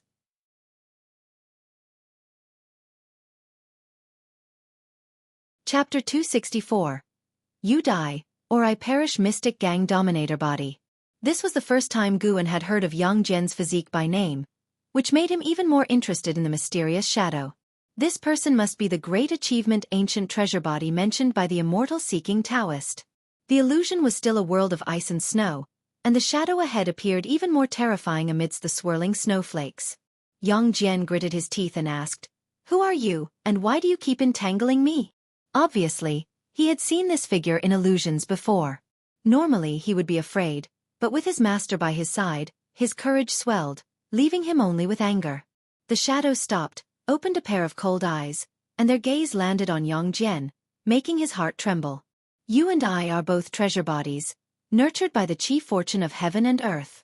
Your dominator body is stronger than ordinary treasure bodies, which makes this seat quite fond of you. 1,000,000 years ago, this seat also consumed a Mystic Gang Dominator Body, greatly boosting my chi blood, leaving a lingering taste until now, the shadow lamented, as if reminiscing about the past. His words made Yang Jian shudder with fear. Did this guy want to eat him? Guan took a step forward and said, "State your name, and let's see if your reputation has left any mark in this mortal world." The shadow's gaze shifted to Guan, smiling. "This seat is named Impermanence Tian. Have you ever heard of it?" Impermanence Tian? Guan fell into deep thought, having never heard this name before. Impermanence Tian continued to stare at Yang Jian and said, "This seat will soon descend upon this mortal world. I will put you last. After I consume the other treasure bodies, I will come for you. You have nowhere to run. Even if you escape to outer heaven, this seat will find you. Your only chance is to cultivate diligently and unleash the mysteries of the Mystic Gang Dominator Body to become stronger. You die or I perish." Yang Jian gritted his teeth, though panicked inside. With his master nearby, he didn't want to show fear. He said in a deep voice, "Then come, let me see what you can do." Impermanence Tian laughed out loud, turned, and disappeared into the vast snow. This illusion created by the power of cause and effect shattered along with it. Yang Jian opened his eyes to find his master standing before him. Guan helped him up and said, "He has declared battle upon you, and will likely no longer interfere with you. You can cultivate in peace now." In the illusion realm, Guan couldn't perform lifespan detection on Impermanence Tian, but the power of cause and effect from the other side didn't seem unbeatable, so he remained calm. Yang Jian asked worriedly, "Master, should I leave Medicine Valley so as to—" "Nonsense. Focus on cultivating. If you say such rubbish again, I will cripple your Tao level. Guan said sternly, interrupting him. Yang Jian opened his mouth, but eventually held back what he wanted to say. He had the deepest feeling of impermanence Tian's power, which he couldn't describe. Though he believed his master wouldn't lose, he didn't want his master hurt or caught in bigger troubles, something he never wished to see. Guan didn't say he could easily handle Impermanence Tian, for he wasn't sure of Impermanence Tian's strength either. It was just an opportunity to apply pressure on Yang Jian, hoping to help him grow faster. He said he would first find other treasure bodies. Those treasure bodies must be guarded by great forces, giving you plenty of time to grow, Guan consoled. Everyone has their calamities and fates. Only by constantly overcoming them can you break the shackles. The path of immortal cultivation is inherently against the heavens. You need a heart that is resilient and fearless of anything. Yang Jian took a deep breath, his expression firming up. Yes, why think so much? Soldiers come, fight them off. Water comes, build barriers. As long as he cultivated with all his might, even if he died, what regrets would he have? Then, he resumed cultivating the limitless freedom step. In the snowy winter, the world became a single color, with Guan and Yang Jian in the forest appearing very small. Days unfolded as Guan had foreseen. Impermanence Tian didn't come for Yang Jian again, and Yang Jian was no longer tormented by illusions. The New Year's festival arrived, and the Supreme Sect remained lively, unaffected by the ocean calamity. This year, the Supreme Sect began preparing for a new convention. After the new year, LV Batian came to discuss with Guan about the upcoming convention. This time, the Supreme Sect intended to hold a physical cultivation convention where participants would not use spiritual power or Dharma treasures, relying solely on their bodies and techniques. After their discussion, LV Batian started complaining about the subsects. The power of the subsects was growing, and LV Batian could no longer intervene in their matters. This was the decision of the Hall of Elders and the Venerable Pavilion, clearly aimed at weakening his power. To this, Guan simply listened without commenting. There had always been internal strife in Supreme Sect at every stage, and in fact, it's the same for any sect or place. As long as it didn't jeopardize the entirety of Supreme Sect, Guan didn't care. If LV Batian couldn't compete with others within the rules, it was merely a testament to his lack of skill, and nothing more needed to be said. Speaking of subsects, LV Batian brought up the Ji family. Since Sword Venerable Fudao ventured into the 7-star spirit realm, the realm still existed, but it wasn't as dominant as before. Moreover, it had established friendly relations with the Supreme Sect, forcing the Ji family to rebuild ties with the Supreme Sect. LV Batian remained indifferent to the Ji family, but Vice-Sect leader Ji Hantian still held a position. Therefore, Ji Hantian arranged for the Ji family to stay in the subsects, aiding in their construction. The rapid development of the subsects could not disregard the contributions of the Ji family. Do you remember the third miss of the Ji family, Ji Xiaoyu? LV Batian suddenly asked. Guan nodded, but LV Batian's next words caused his face to change drastically. Ji Xiaoyu had died within the 7-star spirit realm, precisely on the day Sword Venerable Fudao swept through the realm. LV Batian sighed, observing Guan's reaction. Guan displayed a range of emotions from shock and sorrow to anger, finally turning into a somber expression. He fell into silence and began pouring himself a drink. Could it be that this lad liked Ji Xiaoyu? Indeed, Guan's entry into the Supreme Sect was arranged by Ji Xiaoyu, and in terms of appearance, Ji Xiaoyu was undoubtedly a rare beauty. LV Batian thought as he watched Guan and secretly praised himself for his acting skills, capable of conveying emotions that could influence others. The room fell silent. For a long while. LV Batian broke the silence. Old acquaintances have gone. On the path to immortality, you're bound to experience these matters. By the way, there's another matter, quite intriguing actually. What is it? Guan raised his eyes to look at him and asked. LV Batian replied, another girl of heavenly pride has appeared in the Ji family, also named Ji Xiaoyu. If I hadn't seen this girl, I would have thought it was the previous Ji Xiaoyu, but they were born in different branches of the Ji family, and her talent surpasses that of the former Ji Xiaoyu. Curious, Guan asked, both called Ji Xiaoyu and both highly talented. Could it be the same person through possession or reincarnation? LV Batian shook his head. I don't think so. She's named Ji Xiaoyu because she also possesses a primordial Taoist talisman. The Ji family named her in memory of the former Ji Xiaoyu. Judging by the aura of the talisman, it's not the same. A primordial Taoist talisman is formed by the cultivation level of an ancient great cultivator before they died. It seems an immortal once emerged from the Ji family. The Ji family doesn't receive the talisman. Instead, they created the primordial Taoist talisman. LV Baishan's tone was filled with emotion, his eyes wandering as if contemplating something. Guan sighed without responding. Seeing his disinterest in further conversation, LV Baitian decided not to disturb him any longer and took his leave. After LV Baitian left the third medicine valley, Guan revealed a smile. He hummed a tune and began to read. Although Xian Tianyi was no longer in Supreme Sect, his books were occasionally sent back. Green Hero Travelogue was still being updated. Guan loved authors like this who stayed true to their roots. If Xian Tianyi wrote for 1,000 years, he would read for 1,000 years. Notably, Green Hero Travelogue was now about overseas lands, which had rapidly boosted its sales. Presently, Supreme Sect disciples increasingly longed for the ocean. Spring faded into summer, bringing another year of splendid scenery. Underneath the mystic pure tree, Guan leaned against its trunk, tenderly stroking the white spirit rat napping beside him. He closed his eyes, appearing to doze, but in fact, he was observing Xiaochuan's life. Xiaochuan had established a family and a career, settled in a city, living a relatively happy life, vastly different from his personality and image in Medicine Valley. He already had the air of a head of the household. Xiaochuan had a son and a daughter, and they'd hired many servants. Seeing that Xiaochuan was doing well, Guan felt at ease. After that, Guan turned his gaze toward the sea-breaking rift. Looking into the distance, the sea-breaking rift stretched long, spanning the ocean. Around the rift, one could always spot cultivators and demons venturing in and out, as well as living spirits or divine exotic resentful ghosts escaping, presenting a magnificent sight. It seemed calm, but this peace felt oppressive, like the onset of a storm. After watching for a while, Guan stood up, sensing someone approaching. Someone rode the clouds swiftly into Medicine Valley. It was Vice Sect leader Ji Hantian, followed by a finely dressed little girl. Guan hurried to greet them, casting a lifespan detection.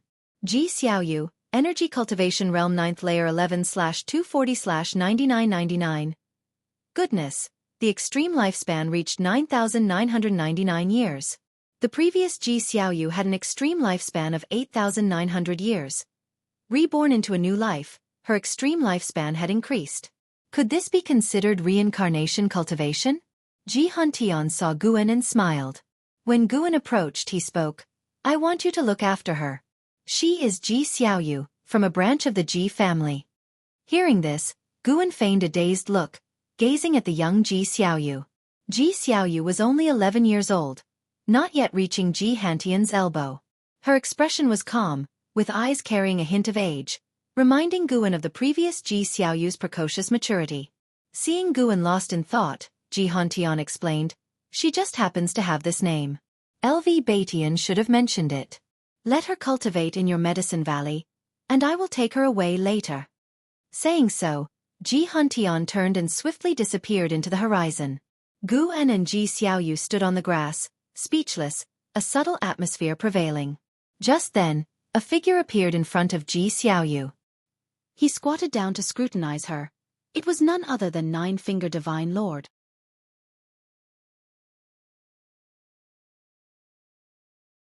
Chapter 265 Supreme Treasure Body. Dream of the previous life. Such a foundation, rare. The Nine-Finger Divine Lord looked at Ji Xiaoyu and marveled, clicking his tongue. Ji Xiaoyu slightly frowned, circled past the Nine-Finger Divine Lord, and came to Guan's side, leaning against him, watching the Nine-Finger Divine Lord with vigilance. Guan laughed and said, "Senior, don't scare the child." The Nine-Finger Divine Lord stood up, turned to look at Guan, and sighed. "Guan, this girl has extraordinary talent. You must draw her in while she is still young and build a good relationship. She might save your life in the future." Guan nonchalantly said, "I never leave the Supreme Sect. What danger could I encounter?" "True." The Nine-Finger Divine Lord smiled and took another glance at Ji Xiaoyu before turning and leaving. Guan looked at Ji Xiaoyu and laughed. "I am called Guan, you can call me Valley Master from now on." Ji Xiaoyu gently nodded, her gaze towards Guan remained calm, as if she really did not remember Guan. This made Guan slightly regretful. In this life, Ji Xiaoyu was ultimately not the same person as in the past. Guan took Ji Xiaoyu's little hand and walked towards the group of pavilions. Ji Xiaoyu's expression was slightly uneasy, but she did not break free. Afterward, Guan arranged for Ji Xiaoyu to live with an Xin, asking an Xin to take care of her. He had his own motives. Ji Xiaoyu would sooner or later soar to great heights. If she formed a deep bond with an Xin, she could become a significant support for an Xin in the future. After all, an Xin was his disciple, and naturally, he would consider her well-being. It wasn't long before Guan's door was knocked on, and a childish voice came from outside. "Valley Master, can I come in?" Guan replied, "Come in." The door was pushed open, and the young Ji Xiaoyu walked in. She wore a white lotus dress, her hair neatly combed, resembling a little celestial maiden who had descended to earth.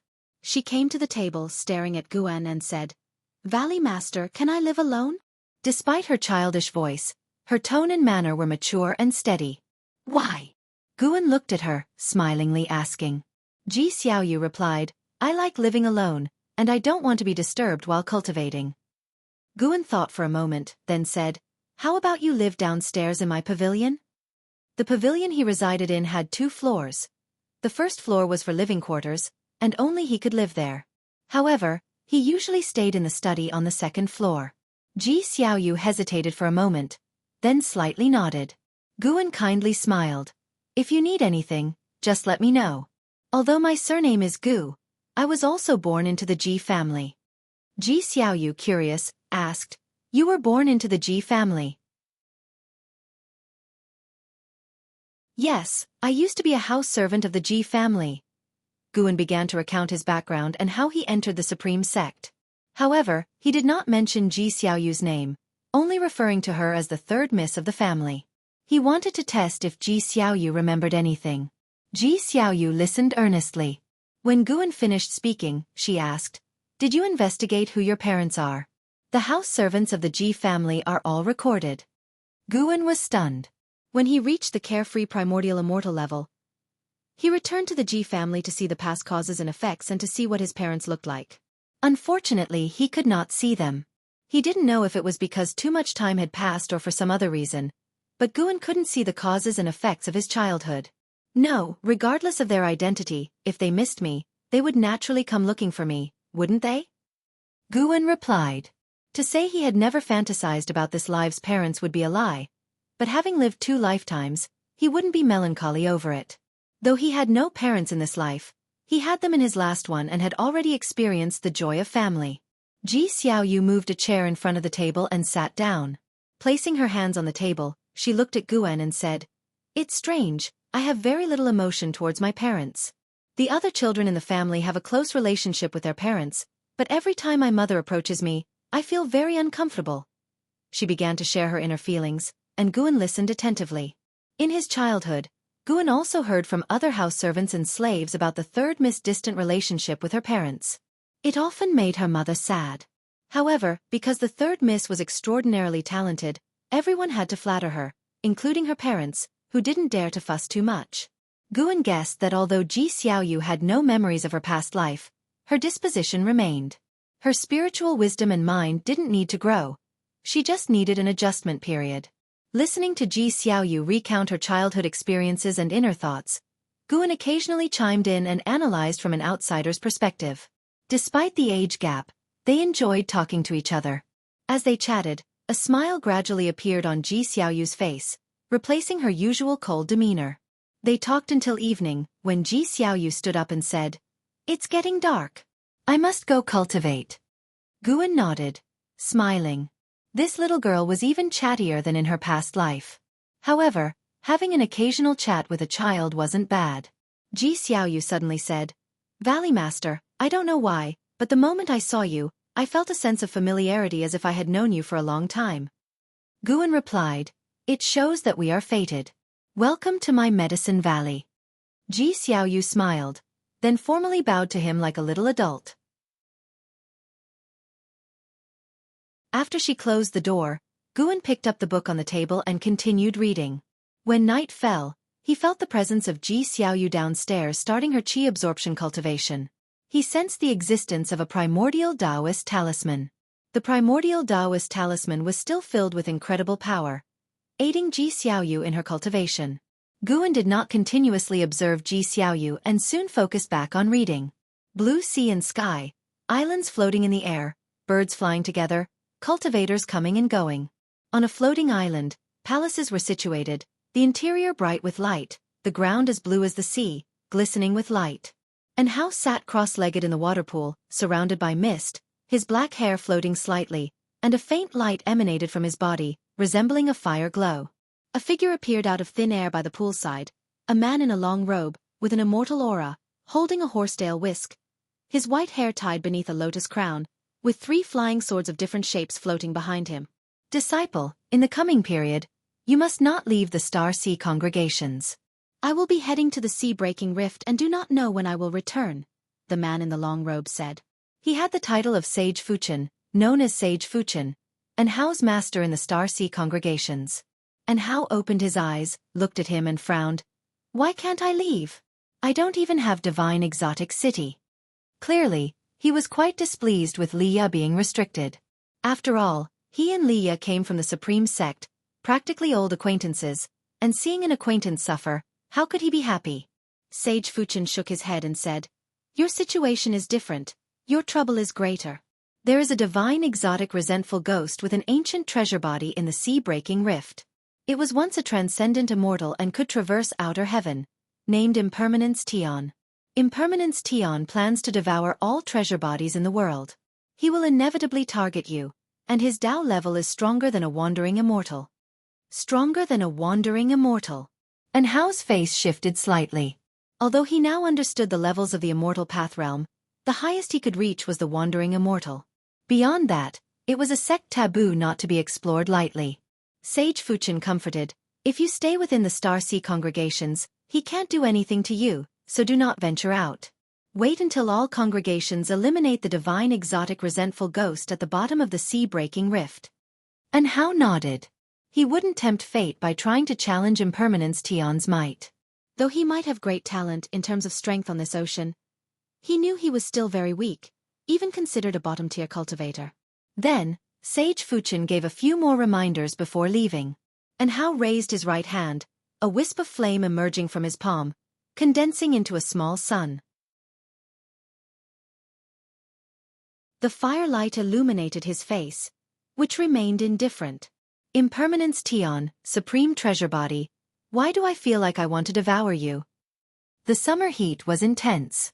In the third Medicine Valley, Guan rode the Blood Prison Great Saint down from the transmission array platform. Today, he had gone to Tianya Valley, harvested some medicinal herbs, and spent nearly an hour in the Mystic Valley.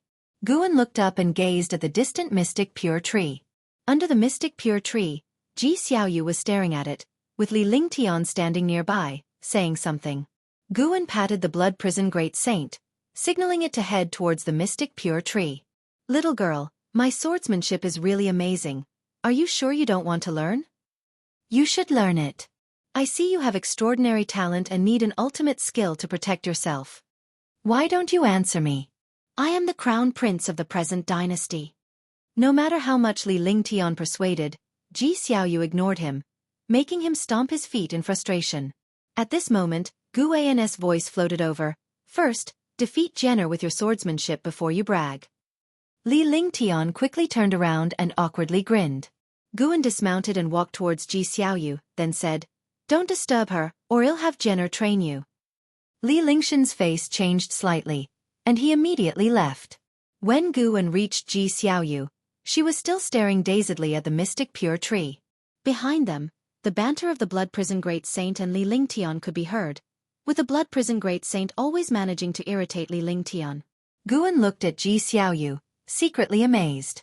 Had she begun path enlightenment just 1 month after entering the valley? This was too incredible. He did not disturb Ji Xiaoyu, just stood beside her to protect her from being bothered by other disciples. It wasn't until twilight that Ji Xiaoyu finally came back to her senses. Guan guessed it was her Buddhist natural reaction. As night fell, she had to cultivate. Ji Xiaoyu turned and saw Guan smiling. Valley Master Brother, why are you here? Finished with your work today? Guan rubbed her head and said, I finished long ago. What were you thinking about just now? Ji Xiaoyu called him brother because he arranged it so. Initially, she found it awkward, but she got used to it after half a month. Recalling, Ji Xiaoyu said, I seem to have seen some memories, they belong to me, but I have not experienced them. Oh. What exactly did you see? I saw myself standing in the sky, with many demons and people kneeling before me. As she said this, Ji Xiaoyu's face turned unnatural. She felt like she was dreaming, but she did indeed see it.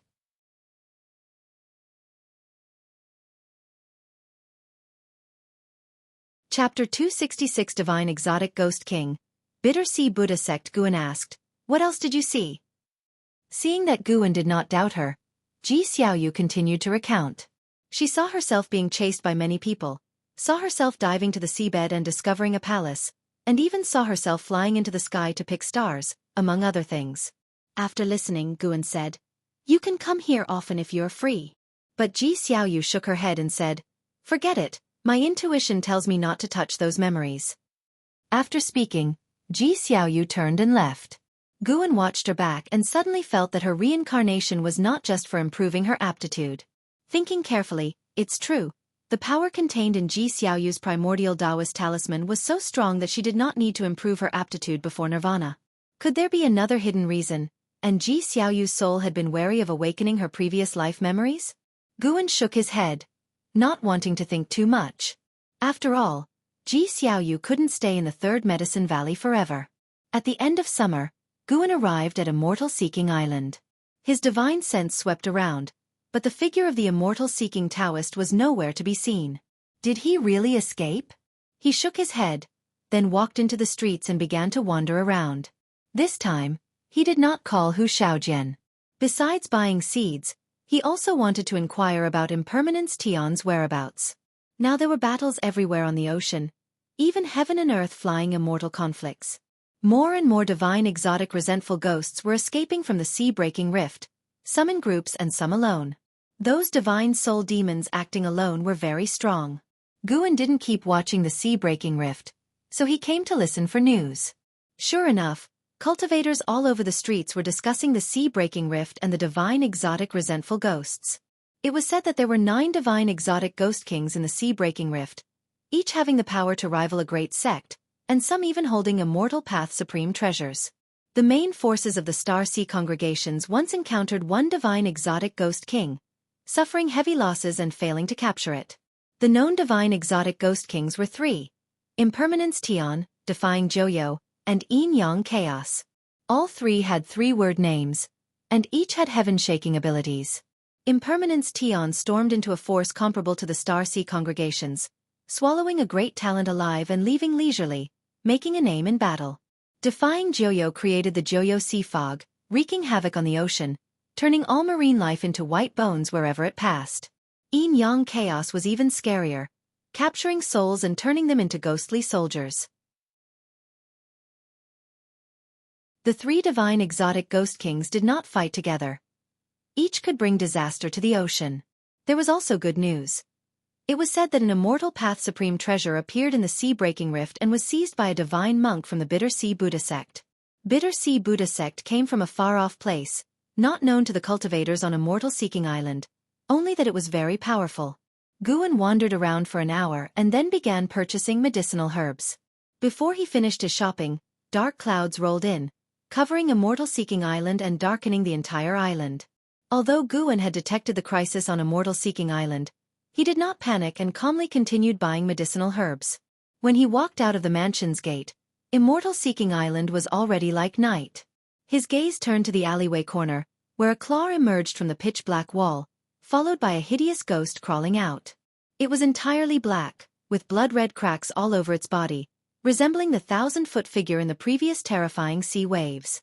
After landing, it looked around, its face bearing 6 eyes, and soon locked its gaze on Guan. With a thunderous roar, the whole city echoed with a nerve-wracking howl, as if hundreds of thousands of monsters were howling together. The 6-eyed resentful ghost also howled, leaping like lightning and appearing before Guan in the blink of an eye. Boom! The The six-eyed resentful ghost instantly turned into ghostly mist, scattering around. Guan walked toward the steps, and the entire city erupted in battle. Numerous cultivators and demons flew into the sky, countless divine exotic resentful ghosts rising like a rain of arrows to chase them. Guan did not receive any lifespan prompt and abandoned the idea of gaining lifespan by capturing divine exotic resentful ghosts. Since there was no profit, there was no need to stay long. Guan used the limitless freedom step to leave Immortal Seeking Island. After returning to the Supreme Sect, he leisurely walked into Mystic Valley. In the summer heat, the disciples were all cultivating inside their rooms. Guan went upstairs to rest and only came to the third Medicine Valley in the evening. Now he liked wandering around, seeming very busy but actually doing nothing, just enjoying such a lifestyle. Upon his return, Guan saw the Nine-Finger Divine Lord playing chess with none other than Lu Lingjun's master, the Holy Mother of Western Spirit. Lu Lingjun stood by watching the game, which piqued Guan's interest, and he walked over to join. As he arrived beside Lu Lingjun, he heard the Nine-Finger Divine Lord say with a smile, "Much obliged." The disciples all praised him for his skill. The Holy Mother of Western Spirit was calm. She looked at the Nine-Finger Divine Lord and asked, "May I ask your name, Senior, and what sect you are from?"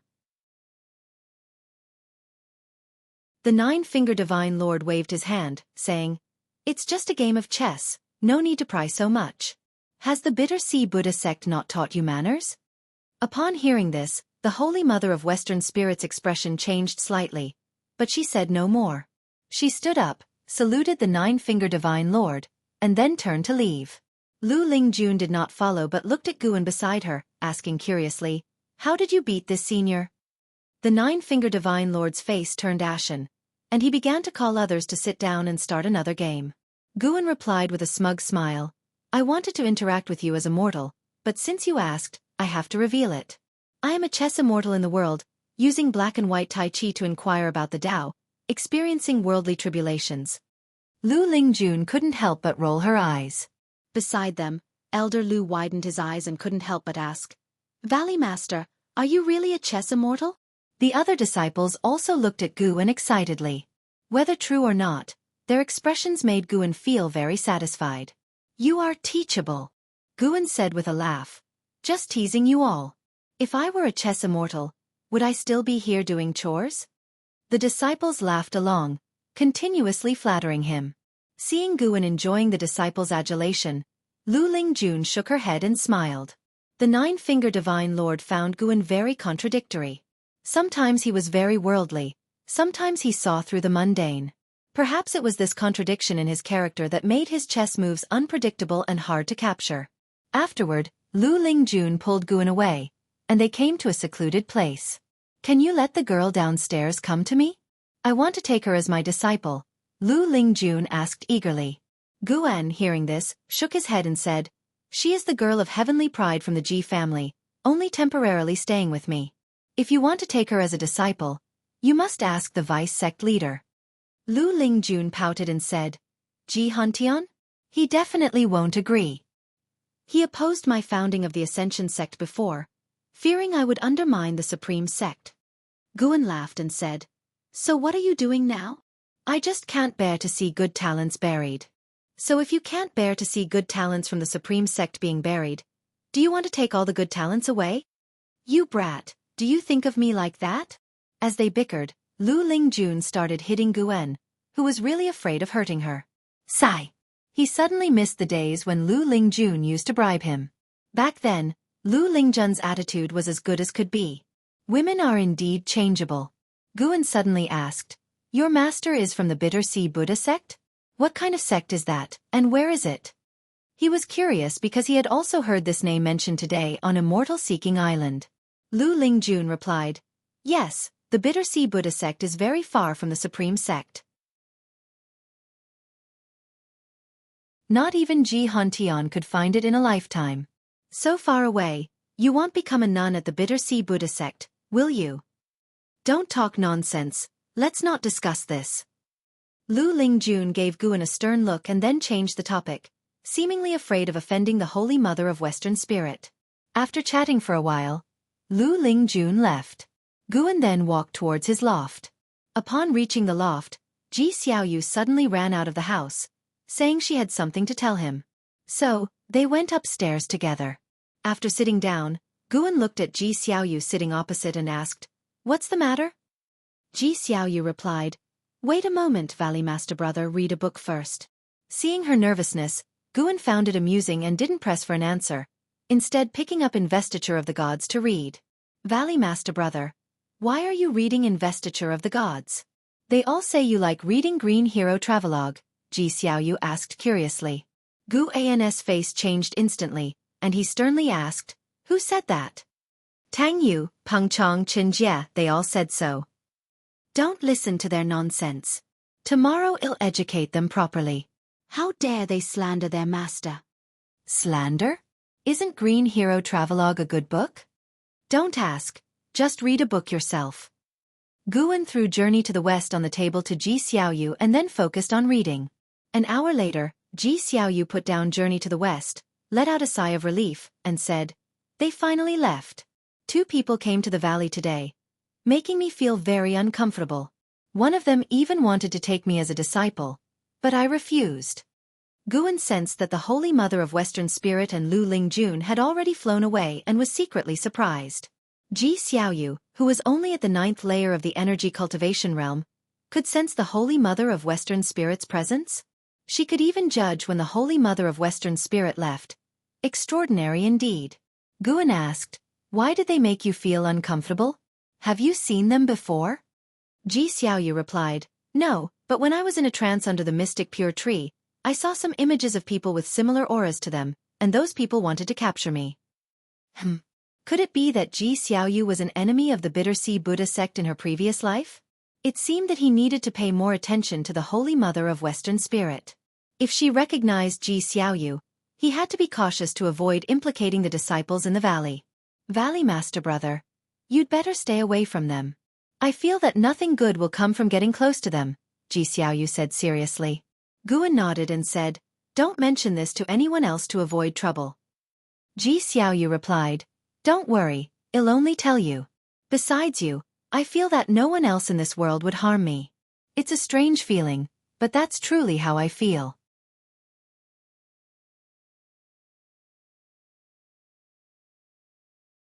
Chapter 267.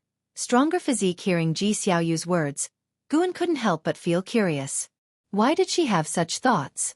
In her past life before her death, Guan did indeed help her, but that was in the guise of the sword Venerable Fu Dao. Could it be that Ji Xiaoyu had already seen through his true identity at that time? That was impossible. The 9 extremes yin-yang body could shield against probing and causal deduction. To see through his identity, the other party's cultivation level would have to be far higher than his. Could it be because of Gu An's identity?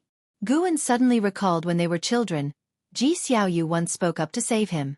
Thinking carefully, it seemed Ji Xiaoyu had only saved him and not shown such kindness to other house servants, or perhaps she didn't meddle in their affairs. Guan smiled and said, "Since you trust me so much, I must treat you well. As long as you're in Medicine Valley, you can cultivate at ease. No one can harm you." Ji Xiaoyu nodded, then started talking about Journey to the West again. Recently, in addition to her cultivation, she had also begun reading like Guan, becoming more and more fascinated with Journey to the West as she read. The two chatted for an hour before Ji Xiaoyu left. Autumn arrived. Guan returned to Immortal-Seeking Island. After the attack by the divine exotic resentful ghosts, the island had become somewhat desolate, but overall it had not declined. The strength of Immortal-Seeking Island was still formidable. Without an attack from a divine exotic resentful ghost that surpassed the loose immortal realm, it was difficult to shake the foundation of Immortal-Seeking Island. Guan sent a message to Hu Shaojian, who quickly appeared before him. After the salute, Hu Shaojian began recounting the attack on Immortal-Seeking Island. When he mentioned the divine exotic resentful ghosts, his face was full of fear and dread. Those fellas reformed in less than 5 breaths after being scattered. They were too troublesome. Fortunately, the island master used divine skills to move them all away. Unable to break through, they eventually dispersed. Hu Shaojian shivered as he spoke. Guan comforted him after hearing, "It's okay, it's over now. Don't worry. Immortal-Seeking Island has stood here for so many years. It won't be easily destroyed." Just afraid of a divine exotic ghost king descending, Hu Xiaojian sighed. What does Immortal Seeking Island have that would attract a divine exotic ghost king? Indeed, the divine exotic ghost king doesn't seek heavenly treasures, only wishing to slaughter the strong and use them for their own purposes. Hu Xiaojian nodded, his mood lifting.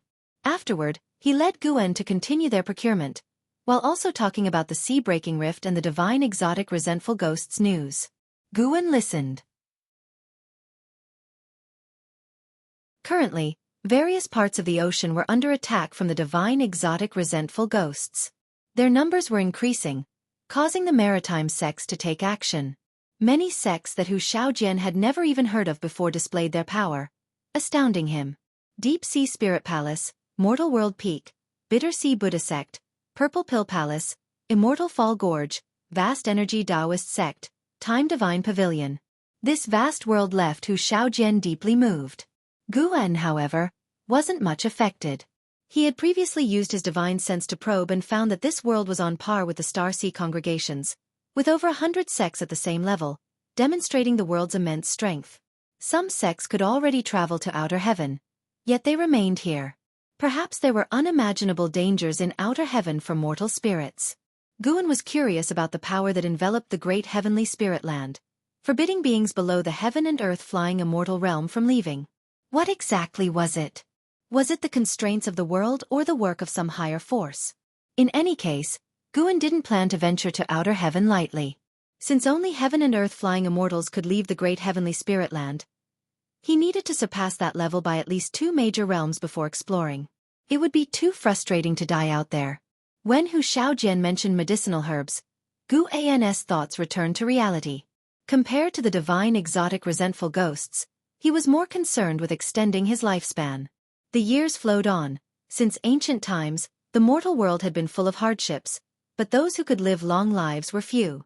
Longevity and immortality, that was what Guan cared about most. In the blink of an eye, 5 years passed. Guan's lifespan had already exceeded 28 million years, nearing 30 million years. In these 5 years, the ocean faced endless calamities, and Immortal Seeking Island experienced 2 more attacks. However, the mainland where Supreme Sect resided remained peaceful, unaffected by the ocean's tribulations. In the forest, Guan sat on the back of the Blood Prison Great Saint, watching with a smile as Yang Jian and Li Lingtian sparred. Though Li Lingtian had reached the 2nd layer of the core formation realm, he was still suppressed by Yang Jian, who appeared to be only in the Foundation Establishment realm. In reality, Yang Jian had already formed his nascent soul. Even if he suppressed his cultivation to the Foundation Establishment realm, his physical strength was not something a core formation realm cultivator could withstand. Bang! Li Lingtian crashed into a tree trunk, causing the 1,000-year-old tree to tremble, leaves falling. 10 zhang away, Yang Jian retracted his leg, patting his robe. His sharp aura subsided, and the oppressive feeling he exuded disappeared. Li Lingtian sat on the ground, clutching his chest in pain. The voice of the Blood Prison Great Saint came. Li Lingtian, your cultivation results are too weak.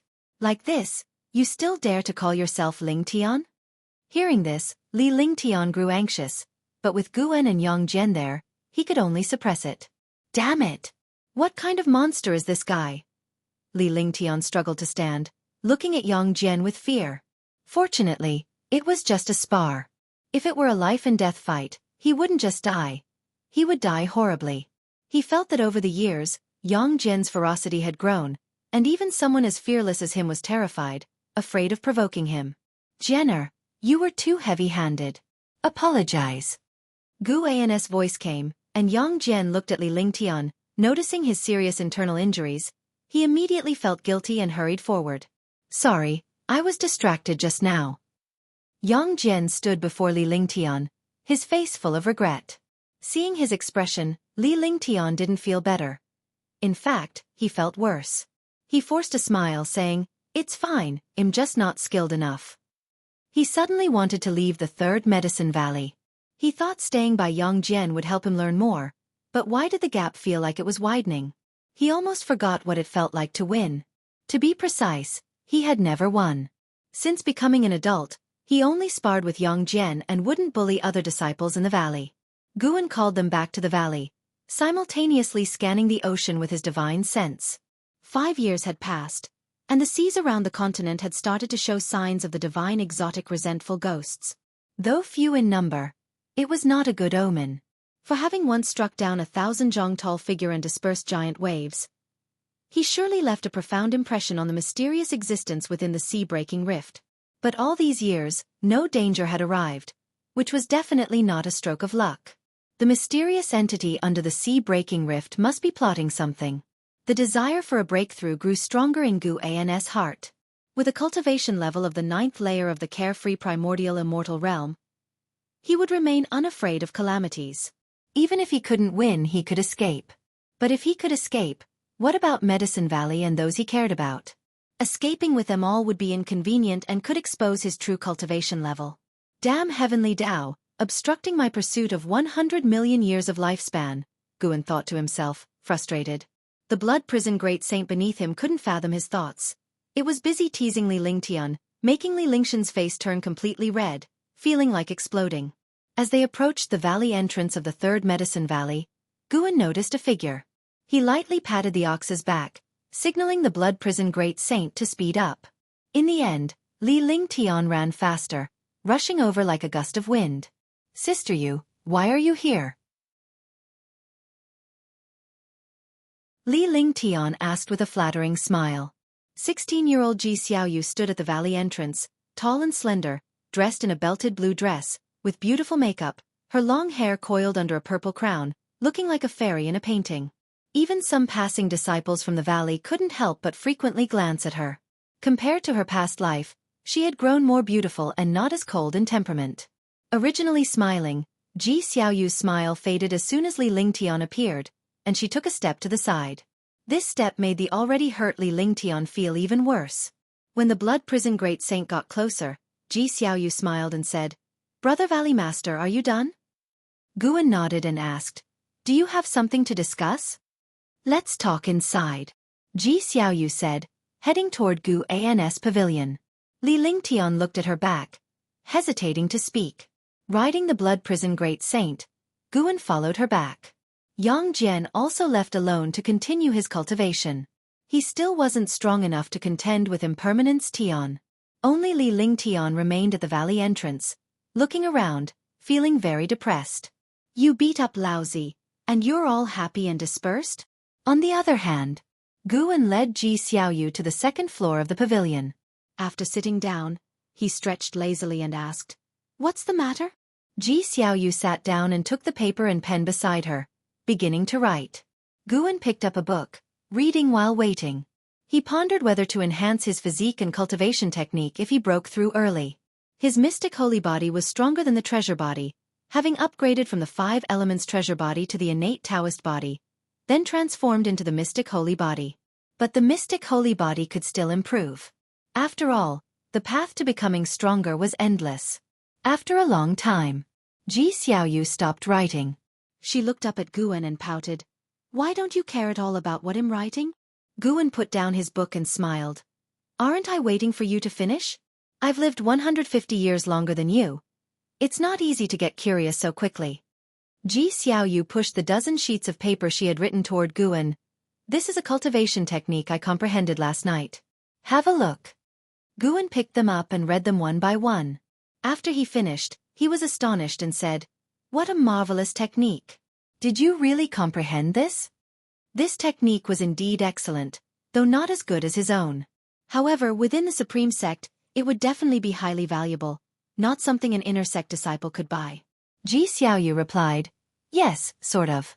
This technique can cleanse the muscles and marrow. You always complain about your poor aptitude. You can try this technique. It doesn't affect your energy absorption skill, so you can cultivate it with peace of mind." Guan raised an eyebrow and asked, "Can I teach it to others?" Ji Xiaoyu furrowed her brows slightly at that. Guan chuckled, "If it's not allowed, then forget it. Thank you very much."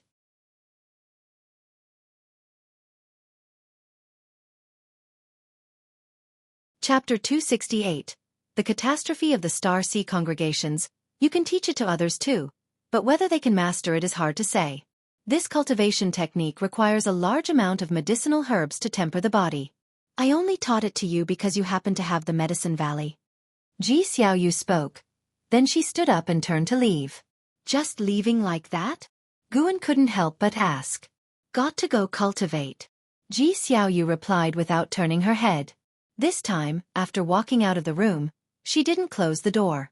Guan smiled to himself, muttering, "Still has the heart of a girl."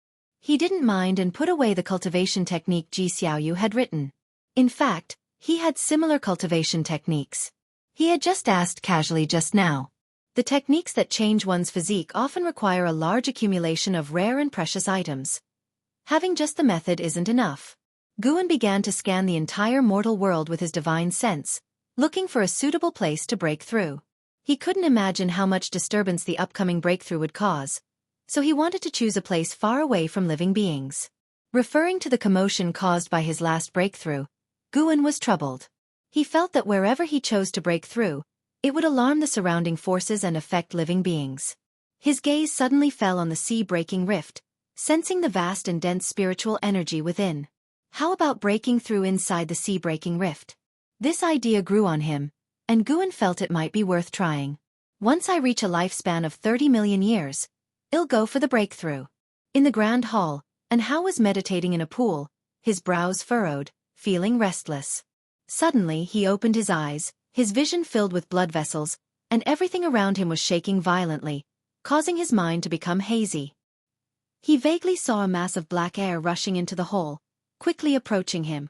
The black air landed by the pool and condensed into a human figure. Anhao wanted to stand up but found himself unable to. Flame primordial treasure body, although cultivated later, surpasses the innate, remarkable. A voice rang out. If Gu An and Yang Jian were here, they would surely recognize it as the voice of Impermanence Tian. Anhao stared intently at Impermanence Tian. Despite being immobile, he showed no trace of fear. The black air surged, revealing Impermanence Tian's handsome yet sinister face.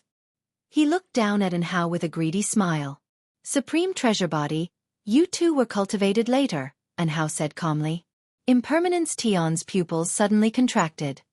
His eyes were filled with meaning as he coldly laughed. It seems you are not simple. Perfect, I'll consume you. Then go after the Mystic Gang Dominator body. Anhao sat in the pool, staring at him without making a sound. Make sure the Star Sea congregations are ready. I want to see if today's Star Sea congregations still have the might of their former days. Impermanence Tian said this and then vanished like smoke. Anhao suddenly awoke, gasping for air, his body regaining its senses. He braced himself on the edge of the pool, his face drenched in cold sweat, but his eyes were full of ferocity. Supreme treasure body, why? Anhao muttered softly, his voice like the growl of a beast. 2 years passed by swiftly. Guan returned to the pavilion with freshly picked medicinal herbs. He checked his attribute panel and saw that he was just 100,000 years away from reaching a lifespan of 30 million years. He smiled. Once I reach 30 million years, I'll break through. Guan sat down at his desk, starting to imagine what realm lay beyond carefree primordial immortal. After a while, a figure walked in briskly, and a fragrance filled Gu An's nose, pulling his divine sense back. Shen Zhan approached the desk, took out a book, and placed it on the desk with a proud smile. Take a look. Guan immediately picked up the book on the desk and began to read through it. The more he read, the more his brows furrowed. Seeing this, Shen Zhan became nervous and asked, Is it very bad? This book was a novel, clearly imitating Journey to the West. The protagonist was also a demon, needing to take risks and travel far to find the immortal path supreme treasure that could fulfill wishes. Objectively, it was pretty good. Guan just felt regretful. Shen Zhan had reformed. Guan suddenly felt that he was being unreasonable. When Shen Zhan was writing, he found it annoying. Now that she wasn't, he felt regretful. It's pretty good, keep it up. Guan closed the book and returned it to Shen Zhan, speaking casually. Shen Zhan, seeing his dismissive attitude, clenched the book tightly in her hand. At this moment, the sound of footsteps came. Ji Xiaoyu, dressed in white, walked up. At 18, her temperament was even more outstanding. Her features had fully matured, her eyes captivating, and a red thin line on her forehead made her even more stunning. Shen Zhen looked back and was also captivated by Ji Xiaoyu's appearance. Although Ji Xiaoyu had been in the Third Medicine Valley for years, the two women had never met. Shen Zhen had not come back for many years. Ji Xiaoyu's gaze fell on Shen Zhen, appraising her carefully. Suddenly, Shen Zhen laughed, turned to Guan, and asked, "Guan, do you not like this kind of book and only like to read the Supreme Secret Records?" Guan's expression changed drastically. He quickly said, "How could that be? I like this kind of book." "What Supreme Secret Records? I haven't read those." He shot Shen Zhen a meaningful look. Shen Zhen immediately placed the book in her hand on the desk, saying, "Then can you read it carefully? I'll quiz you next time." "Of course, I like it a lot. I'll definitely be able to recite it backward," Guan said seriously. Shen Zhen gave Guan a look that said, "Smart move," and then left. As she passed Ji Xiaoyu, she nodded with a smile, making Ji Xiaoyu frown. Ji Xiaoyu walked to the desk and softly asked, "Is she threatening you? Tell me, I can help you settle it." At 18, she had already reached the 8th floor of the Foundation Establishment realm. She was very confident in her abilities. Guan laughed and said, "Not at all. I've known her for over 100 years. She just likes to bicker with me. Let's not talk about her. Why are you here?" Ji Xiaoyu looked at Guan and said, "I'm planning to leave for a while. I have some matters to attend to back at the Ji family." "Go ahead. Do you need me to take you to see the vice sect leader?" "Yes." Ji Xiaoyu nodded, and Guan immediately stood up. He had been to the main city of the sect and knew where Ji Hantian lived. Now he could go anywhere in the Supreme Sect, but he preferred to wander around the Outer Gate City. The disciples of the Outer Gate City were easier to get along with. Inner sect disciples had a bit of a distance, and the disciples of the main city were all filled with arrogance. As a core formation realm disciple, most people in the main city looked at him with a strange gaze. Along the way, Guan and Ji Xiaoyu chatted casually. Although their words were not very frequent, they said whatever came to mind. Even if there was silence, it didn't feel awkward. An hour later, Guan and Ji Xiaoyu arrived at the gate of the Ji mansion. Guan stopped and said, "Go ahead." Ji Xiaoyu nodded and walked toward the gate. Guan turned and left. Ji Xiaoyu stopped and watched him leave, her brows furrowed, lost in thought. Guan could naturally feel her gaze. He didn't dare to look back, fearing she would inquire about the Supreme Secret Records. In this life, Ji Xiaoyu was more suspicious than in his previous life, especially after their relationship grew closer. Whatever she was curious about, she would find a way to understand. After arriving at the inner sect city via the transmission array platform from the main city of the sect, Guan suddenly sensed strong battle energy to the south, with an aura surpassing most heaven and earth flying immortal. Near carefree primordial immortal, but still a bit short. His divine sense quickly probed, his expression becoming peculiar. Why is it him? Guan suddenly thought of something and instantly understood. He didn't stop and continued walking. He walked along the street, looking at the disciples coming and going. Many years had passed, and there were now quite a few demons among the inner sect disciples, marking the initial integration of the human race and the demon clan. Guan continuously performed lifespan detection, incidentally checking the disciples' karma along the way. This was his habit, and also his enjoyment. Boom! Deafening explosions sounded outside the hall. And Hao was meditating in the pool, his brows furrowed. There were more than a dozen great cultivators standing in the hall, both men and women, each with an extraordinary presence. Qi Bei, who brought in Hao into the Star Sea congregations, and Qi Zhouxiao were also there. How is this guy so strong? Can he really break into the Star Sea congregations? After all, he is the divine exotic ghost king. If he had no true ability, he would have been killed long ago. It's really outrageous, daring to come to our Star Sea congregations to capture someone. Humph, fortunately, the sect hierarch is here. We don't need to worry. Even so, his momentum is a bit exaggerated. Listening to the discussions of the sect's elders, and Hao's face looked grim. He didn't expect Impermanence Tion to be so arrogant, actually daring to forcefully break into the Star Sea congregations. He could feel the pressure from Impermanence Tion growing stronger, indicating that the enemy was getting closer and had already locked onto him. At the same time, outside the palace, the blue sky whipped up a strong wind, stirring the sea of clouds into a massive vortex in the sky. The floating islands below seemed insignificant like specks of dust.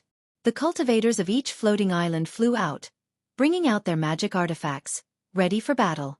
The doors of Enhao's palace opened, and everyone walked out, including Enhao. "The sect hierarch is here," a female cultivator said excitedly. The other great cultivators breathed a sigh of relief. From the swirling clouds in the sky emerged glimpses of a flag. A streak of light fell from it, swiftly landing at the cliff's edge in front of Enhao's palace. As the light dispersed, a man in a wide white robe appeared, draped in flowing clouds, with various jade pendants of different shapes hanging from his belt that swayed in the wind.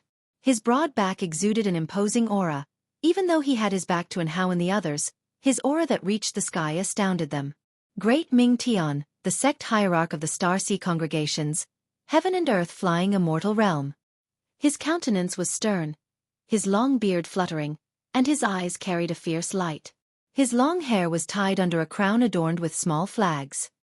He raised his right hand, and one of the flags flew out, quickly enlarging as it landed in his hand.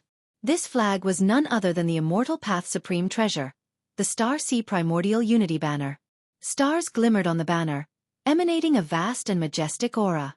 Star Sea Primordial Unity Banner, it has been a long time. Impermanence Tian's cold laughter filled the air.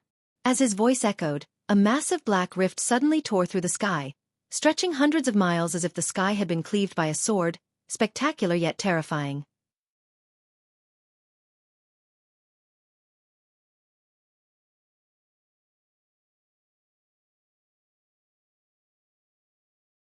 Your cultivation level is very high, but it seems you've spent most of your time on improving your cultivation level. Your mana is a bit weak. Impermanence Tian's laughter echoed through the heavens and earth, causing the faces of all Star Sea congregations cultivators to change dramatically. Could this divine exotic ghost king be stronger than their sect hierarch? Humph. Defeat me first, then talk. Great Mingshan's voice rang out as he leaped up, spreading his arms and casting spells swiftly. The 12 Star Sea Primordial Unity banners whipped up fierce winds, the flag surfaces flapping loudly, and countless meteorites flew out, their momentum immense and endless, all crashing towards Impermanence Tian. In a blink, the entire ocean darkened, countless meteorites covered the sky, some crushing towards Impermanence Tian head-on, others encircling, seemingly forming a formation. Impermanence Tian stepped forward, his momentum dispersing all the incoming meteorites. With each step he took, his presence grew stronger, the strengthed energy swirling visible around him. His gaze fixed once more on Enhao, even sending his voice transmission. "Flame Primordial Treasure Body, are you ready to be devoured by me? You better resist. The stronger you are, the happier I will be. The happier I am, the less pain you will endure." Hearing his voice, Enhao clenched his fists. Even though Enhao was unafraid of Impermanence Tian, he knew he was no match for him. He feared that he might drag the Star Sea congregations into this. Since he embarked on the path of immortal cultivation, though everyone acknowledged his talent, he always needed assistance from others, just like at the Supreme Sect before and now at the Star Sea congregations. He felt full of unwillingness. Why wouldn't the heavens give him time? As long as he had 1,000 years, no, just another 500 years, he was confident he could become an immortal, no longer needing anyone's protection. Having the best talent, yet needing others' protection. To him, it was such an ironic matter. Boom! A strong wind swept towards Enhao, the intense light reflected in his eyes, as the sect hierarch Great Ming Tian and Impermanence Tian had already begun their fierce battle, with all kinds of terrifying spells and divine skills shaking the floating island.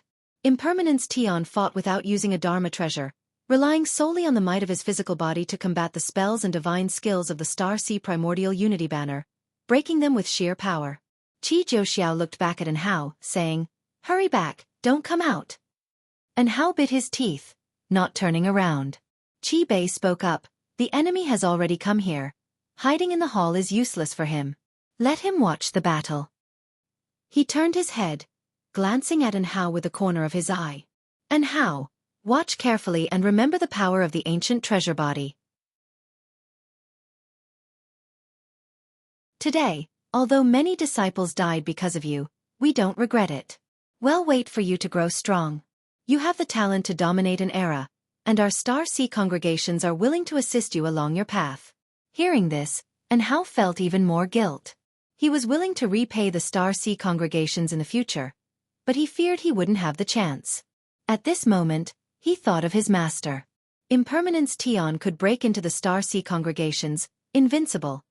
In his understanding, only his master could match him. His master had once swept across the 7 stars spirit realm. Even if unable to kill Impermanence Tion, he could certainly block his assault. But he couldn't summon his master. He didn't have the face to.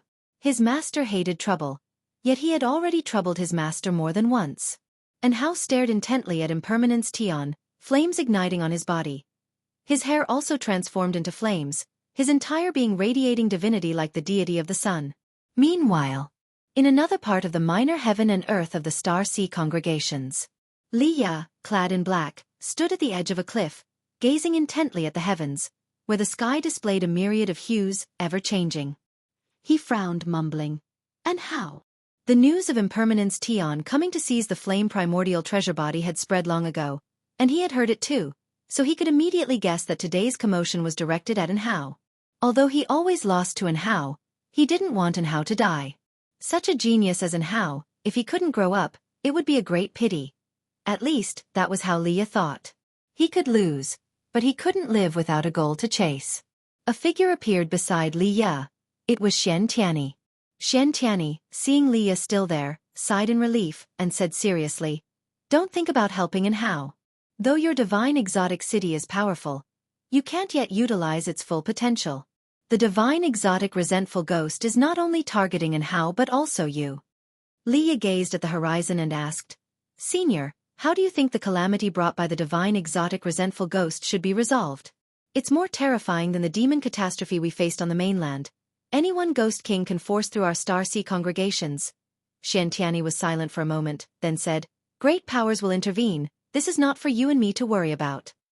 Divine exotic resentful ghost. Divine exotic city.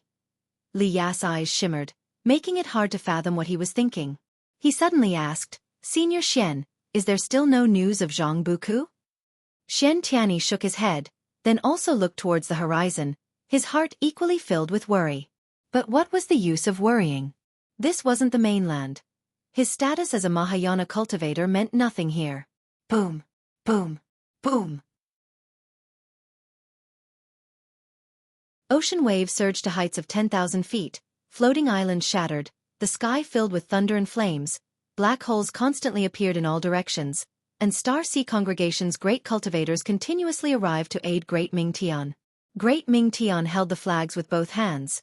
His body was covered in blood, still fighting fiercely with Impermanence Tion.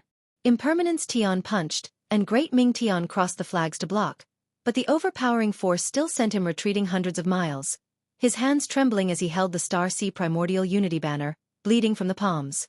The 10 Star Sea Primordial Unity banners in the sky burst into countless lightning bolts, intertwining around Impermanence Tion.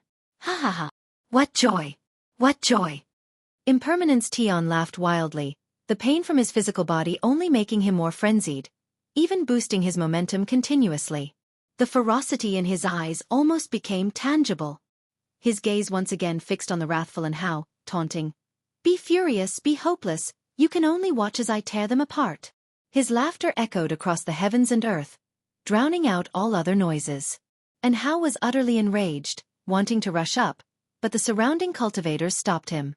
"You going up would only inconvenience the sect hierarch," Qi Jiuxiao said sternly, holding the dragon-slaying spear, the spearhead blocking Enhao's chest. He was secretly shocked. Was this kid's life fire really so intense? Enhao grabbed the dragon-slaying spear with both hands, his gaze fixed on Impermanence Tion, gritting his teeth. But what? If death is coming, let us die first." An old cultivator snorted coldly. Other great cultivators around also spoke harshly, fearless of death. No one blamed Enhao, making him feel even worse. "Are we really just waiting to die?" Enhao's face showed intense unwillingness, anger boiling in his heart, causing the flames on his body to burn more vigorously. "Waiting to die? Who said that?" A voice reached Enhao's ears, making him instinctively feel irritated. Before he could respond, the surrounding cultivators turned around, as if all were startled. Qi Jiuxiao looked behind and Hao, exclaiming in surprise, "Fu! Senior! Why are you here?" And Hao's body trembled upon hearing this, the flames on his body rapidly dimming. He turned his head cautiously, seeing a familiar figure walking past him and stopping ahead of him. It was none other than Gu En, who had cast the 9 extremes yin-yang body. The dark purple demonic shadow struck the cultivator's eyes, except Qi Jiuxiao and Qi Bei. Others were secretly frightened. Where did this person come from? Why had they not noticed at all? And Hao came back to his senses, hurriedly said, "Master, he is one of the 9 divine exotic ghost kings, possessing the supreme treasure body of impermanence Tian. He..." "Enough. Just an ant. Why bother introducing it to your master?" Guan said, causing all the surrounding faces to change drastically. And Hao was stunned, then relieved, a smile appearing on his face. "An ant? Such arrogant words, and who might you be?" Impermanence Tian's icy voice came, full of killing intent. Clearly, Guan had angered him.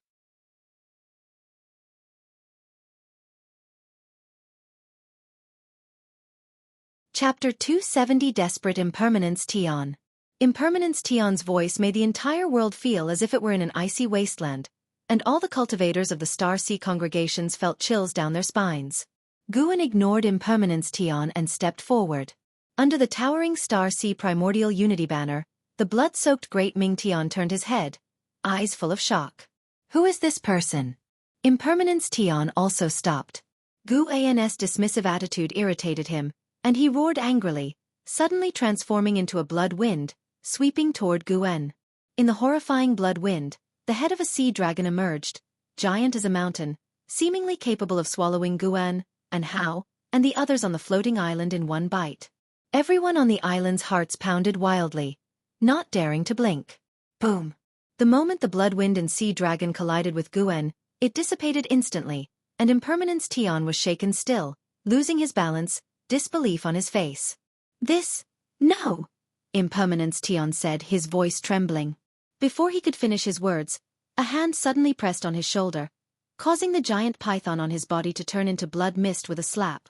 With that slap, Impermanence Tian's heart jumped fiercely, unprecedented panic engulfing him. He was horrified to find that his mana could not be mobilized, and he had lost his combat strength. "No matter where you are, I will find you and crush you to death again." Gu An's voice entered Impermanence Tian's ears. As his words fell, his right hand squeezed, directly crushing Impermanence Tian's physical body. Boom! A sudden gale arose, raging across the world, blowing numerous cultivators away into the distance. Guan was not just of higher cultivation. His physique was also stronger. His whole Buddhist chi power was far beyond that of Impermanence Tian's supreme treasure body. In the instant he crushed Impermanence Tian, Guan could feel the bizarre power belonging to the divine exotic resentful ghost quickly retreating from the Star Sea congregations. It was this elusive power that continuously helped the divine exotic resentful ghost to resurrect. It retreated in a manner beyond the rules, quickly shrinking back into the sea-breaking rift. Guan followed and disappeared from where he was. The small minor heaven and earth fell into silence. Even the wind sounded oppressive.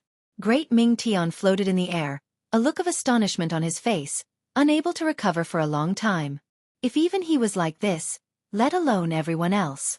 Impermanence Tian is dead. Qi Jiuxiao exclaimed excitedly, his hand shaking as he held the dragon-slaying spear. As he opened his mouth, other cultivators began to exclaim. How is this possible? What just happened? Who was that person? To easily crush the divine exotic ghost king. He seemed to come for an Hao.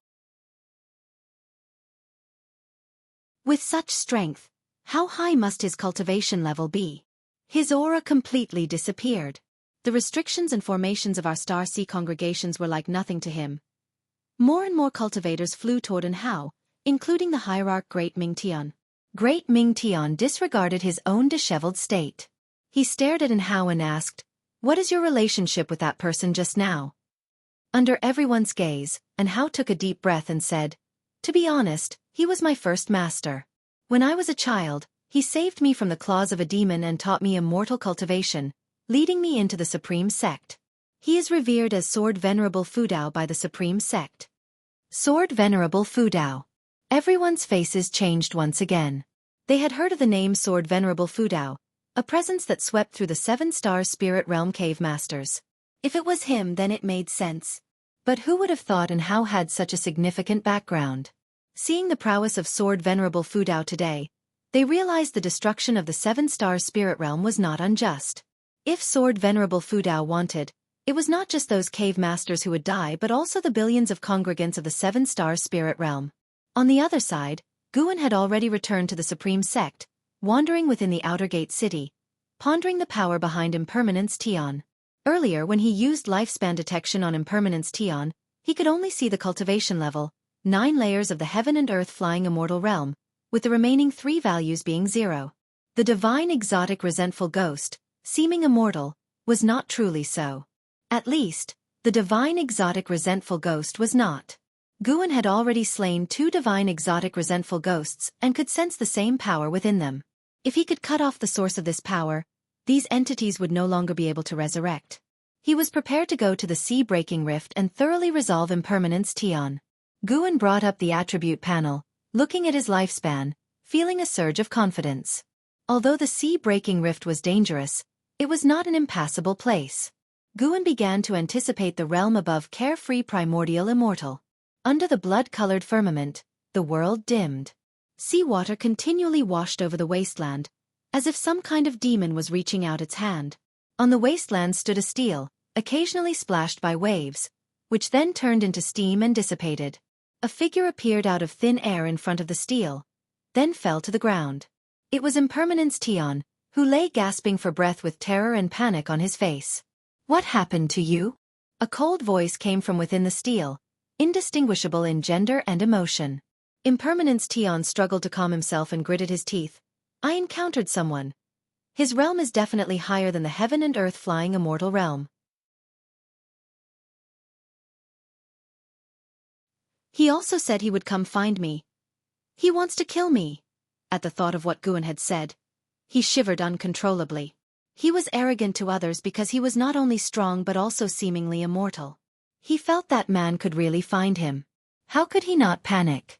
How could he not be afraid? Higher than the heaven and earth flying immortal? The voice inside the stele sounded again, as if in thought. Impermanence Tion stood up, gritting his teeth. "What should I do? That guy will definitely come." At this moment, he was more frantic than and how had been. The longer you live, the less you want to die. First, calm down and recover. I will summon the other ghost kings. Then we'll see what he can do to eliminate you under my watchful eye. Upon hearing these words, Impermanence Tion's heart calmed slightly. But just thinking of Guan's figure made him tremble. The sensation of Guan pressing his shoulder was so despairing that he couldn't even muster the slightest anger. He only wanted to rid himself of this karma soon. News of Sword Venerable Fudao annihilating Impermanence Tion, the divine exotic ghost king, spread quickly. It was deliberately done by the Starseed congregations, partly to make people think there was a connection between them and Sword Venerable Fudao, and partly to dampen the spirits of the divine exotic resentful ghosts, giving hope to the ocean. Though the calamity caused by the divine exotic resentful ghosts was terrifying, there were always powerful beings on the ocean who could resolve it.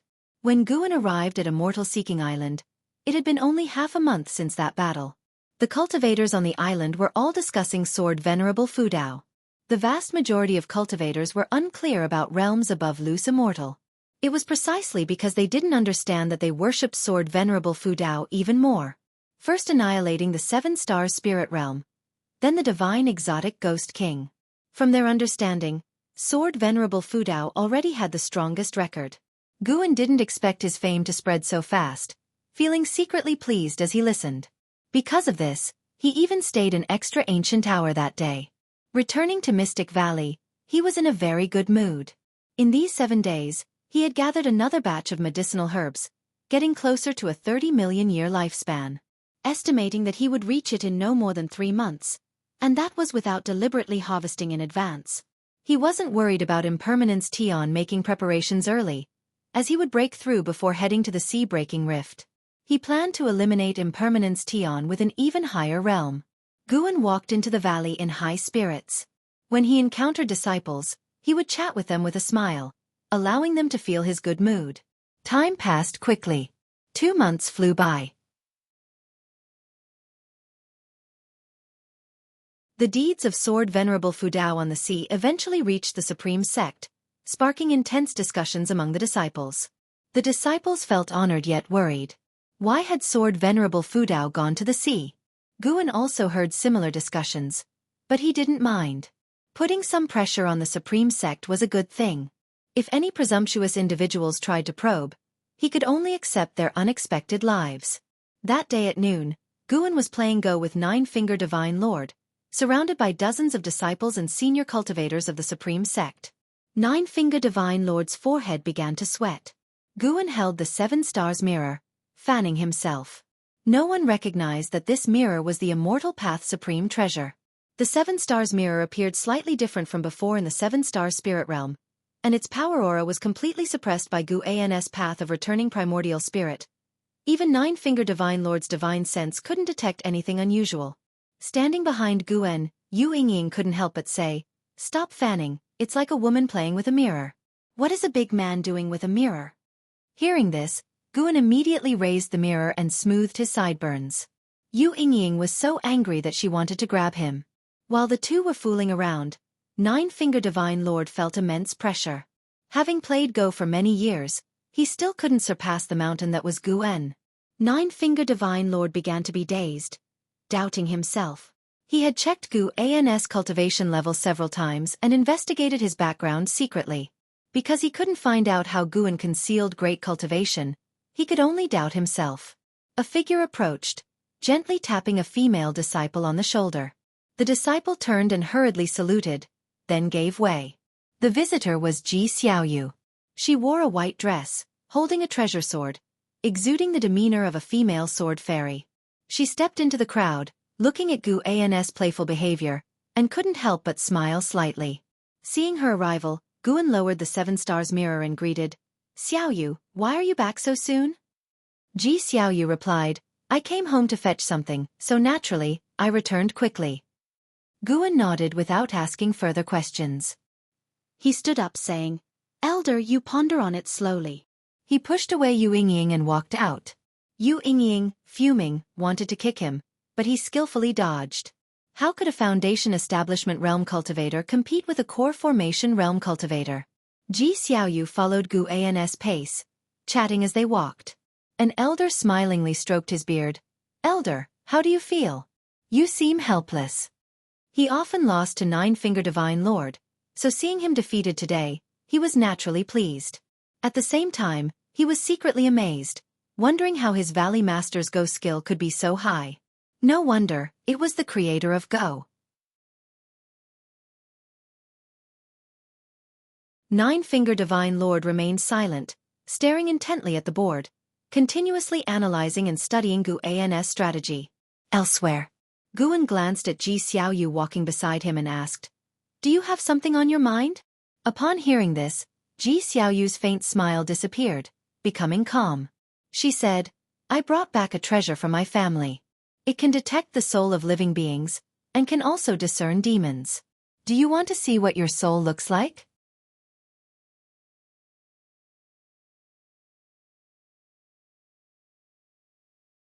Chapter 271, Primordial Karmic Body, Primordial Chaos Supreme Holy Skill. Hearing Ji Xiaoyu's words, Guan was stunned for a moment, then asked, "You came back just for this thing?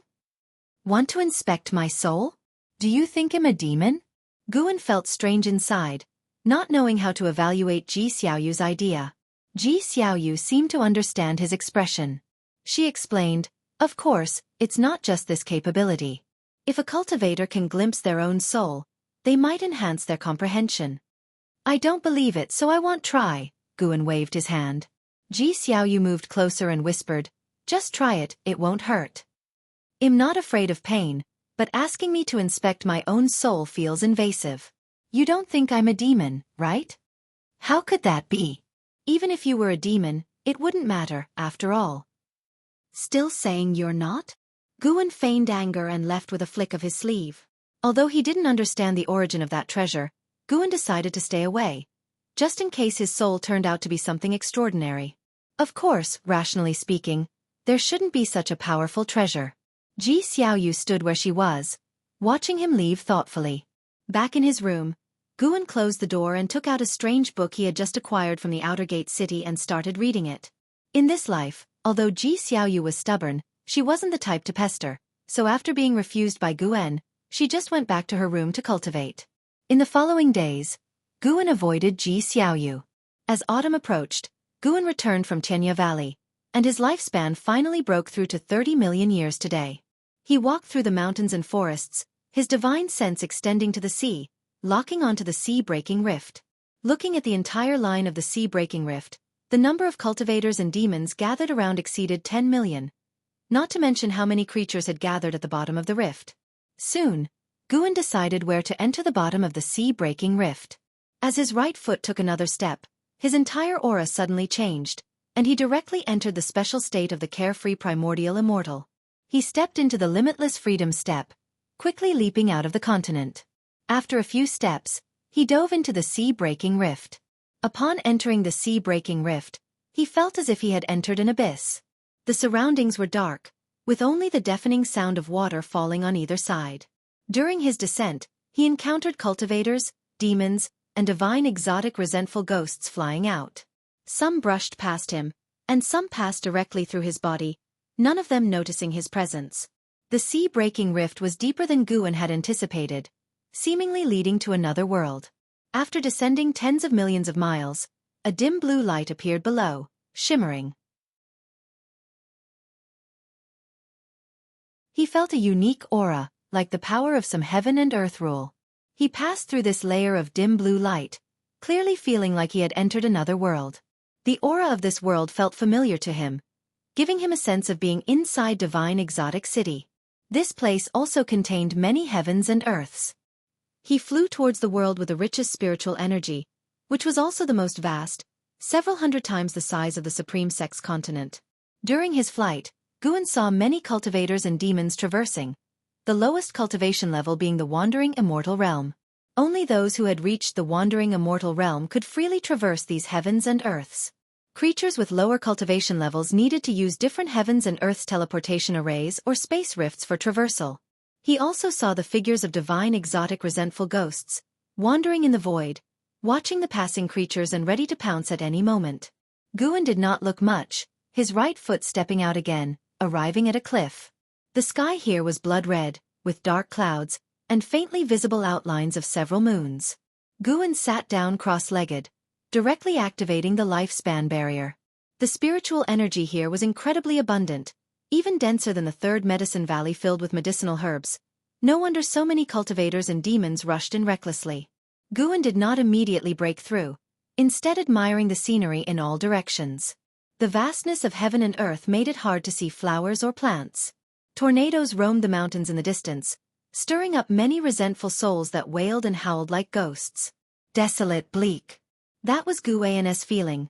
Hard to imagine what had happened to this land to end up in such a state. If everything in this world were flourishing, what level of spiritual energy could be reached? Guan withdrew his gaze and then called up the attribute panel. Name, Guan. Lifespan, 174/30004901. Physique, Mystic Holy Body. Cultivation level, 9th layer of Carefree Primordial Immortal Realm. Looking at his lifespan, Guan's face showed a smile. He rubbed his hands together as if about to do something big. He decided to enhance his physique first and invest 1,000,000 years of lifespan to see the effect. From the innate Taoist body to Mystic Holy Body, he had spent 520,000 years of lifespan back then. He wondered if 1,000,000 years would be enough for a transformation. Investing lifespan. Rows of prompts continued to pop up, all indicating that his bones were getting stronger. Ultimately, 1,000,000 years were not enough for a successful promotion. Guan felt a bit distressed and changed his mind, deciding to try again. So he began to invest his lifespan year by year, 1,000 years at a time. The prompts came continuously, making his expression increasingly unnatural. Finally, you have comprehended the true meaning of heaven and earth for 10,000 years, subjected your body to the tempering of the true meaning of heaven and earth, and your bones have transformed. Your mystic holy body has upgraded to primordial karmic body. Boom. Heaven and earth spiritual energy suddenly surged toward his body, and a sea of spiritual energy mist appeared on the ground, magnificent and beautiful. Guan's face showed a smile. Breaking through his physique cost 1,670,000 years. Who could bear that cost? Guan hesitated, wondering whether to enhance his cultivation technique. He feared that enhancing both would leave insufficient lifespan to break through his realm. As his realm advanced, the difficulty of breaking through kept increasing. If his next breakthrough consumed as much lifespan as the last time, it would indicate that his power was leaping forward. Reducing the required lifespan would be almost impossible. He could only try to minimize the lifespan consumed in breakthrough without causing the number to multiply. The ground kept shaking, and the spiritual energy in heaven and earth kept sinking, startling countless divine exotic resentful ghosts. On the other side of the world, by the sea, Impermanence Tion suddenly stood up, looking around in panic. The beach under his feet trembled, causing the waves to surge, and the sinking of spiritual energy stirred up strong winds. Could it be him? Impermanence Tion gritted his teeth. Although more than 2 months had passed, he had been on edge, fearing that person would come to kill him any moment. The sinking of spiritual energy might be related to the riot of this world's rules, not related to any person. The cold voice from the tablet emerged, and upon hearing it, Impermanence Tion breathed a sigh of relief and sat down again. Impermanence Tion complained, "Realm Master, when will you regain your cultivation level and control the order of the divine exotic realm? More and more cultivators are breaking in. This will cause trouble sooner or later." The voice in the tablet did not answer him.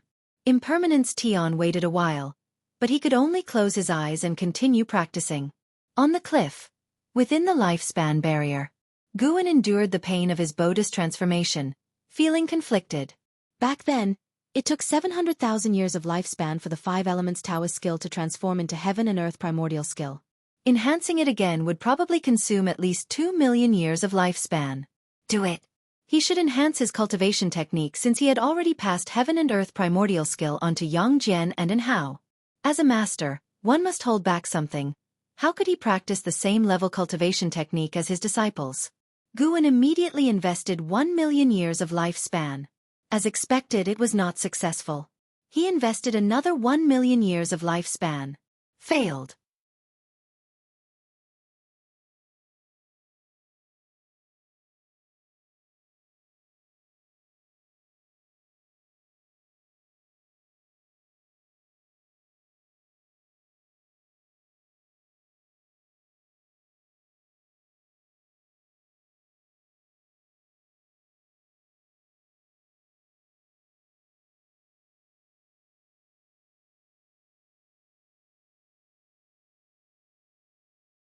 In the meantime, countless divine exotic resentful ghosts flew around, seemingly patrolling the heaven and earth, occasionally passing over his head. He really feared a divine exotic resentful ghost might break in. If discovered by that carefree primordial immortal, it would be disastrous. In that case, Guan could only kill the intruder. But Guan always suspected that the other party might have a background.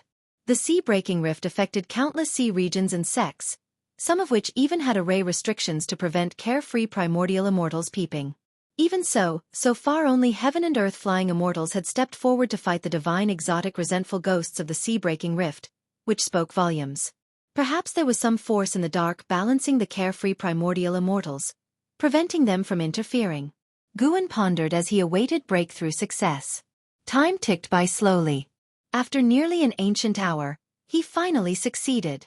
From the 9th layer of the carefree immortal realm to the 1st layer of the divine immortal of wondrous Dharma realm. The surge of spiritual energy into his body soared, and his soul instantly leapt out of his flesh. The abundant spiritual energy tempered his body, while the power of heaven and earth rules within the energy converged on his soul, putting it in a wondrous state of creation.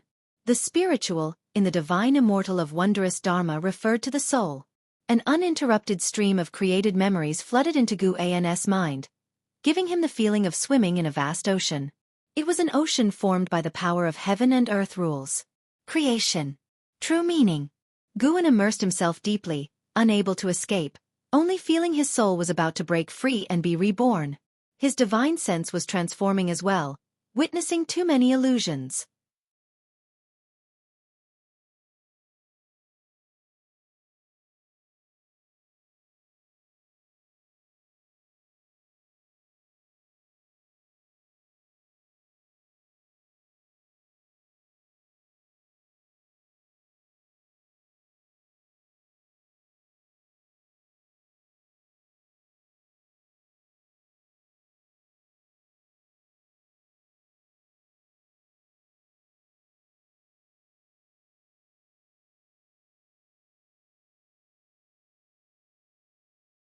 Just as he hadn't walked far, Yang Jian came up to him and told Guan that he didn't know why, but he suddenly felt enlightened and relieved today. Guan smiled and comforted him, saying it was because his cultivation had shown results. Receiving praise from his master, Yang Jian was instantly invigorated and left happily, prepared to spar with Li Lingtian. He knew Li Lingtian had always wanted to spar with him. As soon as Yang Jian left, an Xian came and said the white spirit rat was missing again. Guan began to comfort her. After sending an Xian away, Tang Yu came. There were quite a few trivial matters today, unlike usual. Guan did not feel irritated but rather found it amusing. What about being the divine immortal of wondrous Dharma? He still cared about these low-level old friends around him and wanted to maintain his life. The path to immortality was long, and the 9 heavens of immortal path, the divine immortal of wondrous Dharma, was merely the 6th layer heaven. What kind of realm lay beyond the 9 heavens? He was very much looking forward to it and was full of fighting spirit. An hour later, night fell, and Guan leisurely walked back to the pavilion. From afar, he saw a graceful figure standing under the pavilion. It was Ji Xiaoyu. Guan saw that Ji Xiaoyu was holding an object in her hand. He did not mind, as he had already seen through the causes and effects of that treasure. The blood prison great saint lying on the ground saw Guan, and his ox-like eyes lit up. He felt that his master had changed a bit again. Could it be that his master had become stronger again? This was definitely a good thing for him. The stronger the master, the greater his face, and he could also gain more benefits. Guan came to Ji Xiaoyu and asked with a smile, "Isn't this your time for cultivation at night? Why are you waiting here?" Ji Xiaoyu's eyes fell on Guan's forehead, where a golden pattern faintly glowed under the night sky. She couldn't help but raise her hand and touch her own forehead. There was a red pattern on her forehead, finer than Guan's Dao pattern. She smiled and said softly, "Nothing, just came out to look at the moonlight." The item she was holding in her other hand disappeared. Guan turned around and stood shoulder to shoulder with her, looking at the bright moon in the night sky. He smiled and said, "Xiaoyu, what do you think the scene beyond the sky is like?" Ji Xiaoyu, hearing this, looked up at the night sky and replied, "Perhaps there are many other worlds. I have heard the elders in my clan say that every star in the sky is a world. The Tao is simple, and all things follow the same principles.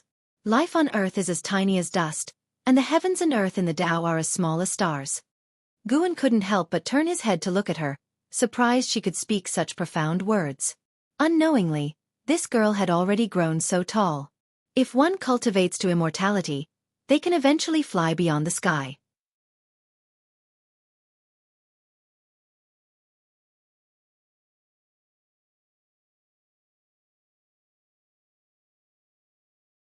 Of course, if you see no hope for a breakthrough, you may as well try your luck. Some have managed to defy fate in the Silent Destruction Domain. It said that the Silent Destruction Domain was once a prosperous large world, more glorious than the Great Heavenly Spirit Land. In fact, the Great Heavenly Spirit Land is just a fragment of that world. Bai Zia spoke at length, and Guan listened carefully. He didn't feel any hostility from Bai Zia, which indicated this person was enthusiastic and kind-hearted. Of course, Guan was not afraid of a sneak attack. Bai Zia looked at Guan and asked, "Taoist friend Meng Lang, which sect are you from?"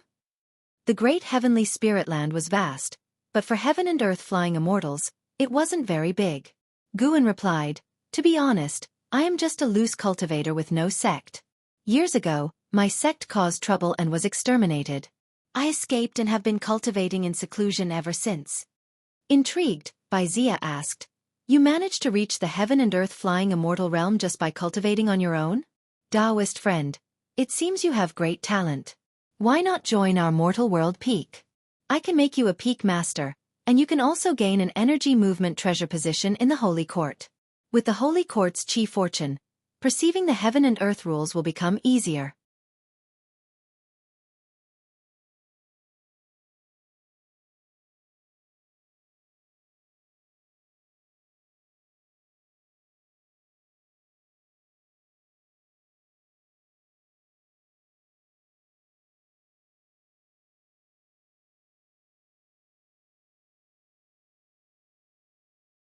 Guan didn't pay attention to the conversation between Li Lingtian and Ji Xiaoyu.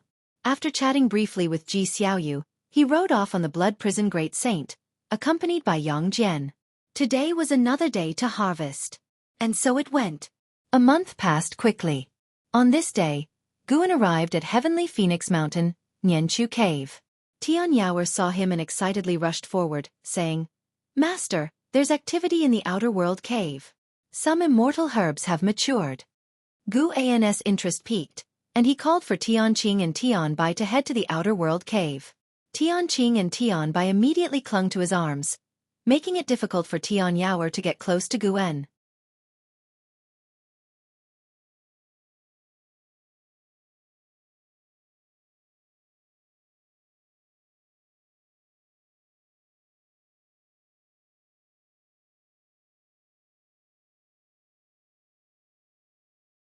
The surrounding disciples, displeased, began to criticize Nine-Finger Divine Lord for speaking excessively. Of course, they dared to speak out because they knew Nine-Finger Divine Lord well and knew he wouldn't be genuinely angry. Unbeknownst to Wen, Nine-Finger Divine Lord, within the Third Medicine Valley, could show his true self without pretenses, and he enjoyed this feeling. Even in the midst of verbally jousting with everyone, Nine-Finger Divine Lord glanced at Shen Xinzi in the crowd. He only took a look before withdrawing his gaze. Shen Xinzi opened his eyes and began observing the game. After an hour, Elder Lu conceded the match. Others took turns playing, while Shen Xinzi stood by and watched. Although they were curious about him, no one questioned him further. By now, they were used to great cultivators coming to the Medicine Valley to observe Go games, all for Nine-Finger Divine Lord. Guan did not continue to watch Shen Xinzi. He rode the Blood Prison Great Saint and began to patrol the Medicine Valley. After noon, Nine-Finger Divine Lord won another game. He looked at Shen Xinzi and said, "Little monk, want to play around?" Shen Xinzi responded, "Ba, then I humbly seek your guidance." The disciples, seeing his exceptional aura, made way. After taking a seat, Shen Xinzi made the first move. Having observed 3 games, he already knew the rules. With a smirk, Nine-Finger Divine Lord adopted Guan's aura and played each move faster than the last. In just 30 minutes, Shen Xinzi lost. Nine-Finger Divine Lord asked proudly, "How was it? How do you find this game?" Shen Xinzi pondered, "It truly contains profound principles. The small board encompasses myriad phenomena. Black and white swallowing each other resembles the competition of all things in heaven and earth, ever-changing. It can turn despair into hope and hide traps to kill. Very intriguing." Nine-Finger Divine Lord stood up. "Let's go somewhere else to chat. We shouldn't disturb the others playing Go." Shen Xinzi nodded and stood up. The disciples sighed in relief. With Nine-Finger Divine Lord gone, they could enjoy the fun of Go without his constant guidance. Nine-Finger Divine Lord wasn't only formidable at playing but also loved to instruct them, making their game experience quite torturous. The two walked along the path in the Medicine Valley. Nine-Finger Divine Lord, gazing at the boundless sky, asked, "Little monk, why are you here? Just passing by, or directed by the Bitter Sea Buddha sect?" With hands pressed together, Shen Xinzi replied, "I am commanded to go to the sea-breaking rift. Passing by here, I sensed your presence, so I came to visit. I didn't expect to find other disciples of my sect in this supreme sect. Observing the chi fortune of this sect, perhaps you intend to support it?" Nine-Finger Divine Lord laughed. "Supporting them? You haven't heard of Sword Venerable Fudao?"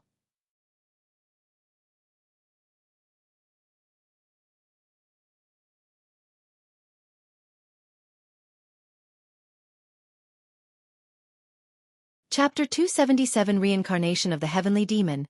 Shen Xinzi's terror as Shen Xinzi finished speaking, his eyes sharpened, and he actually stepped towards Yu Yingying. The Nine-Finger Divine Lord quickly grabbed him, scolding, "Do you really dare to act recklessly?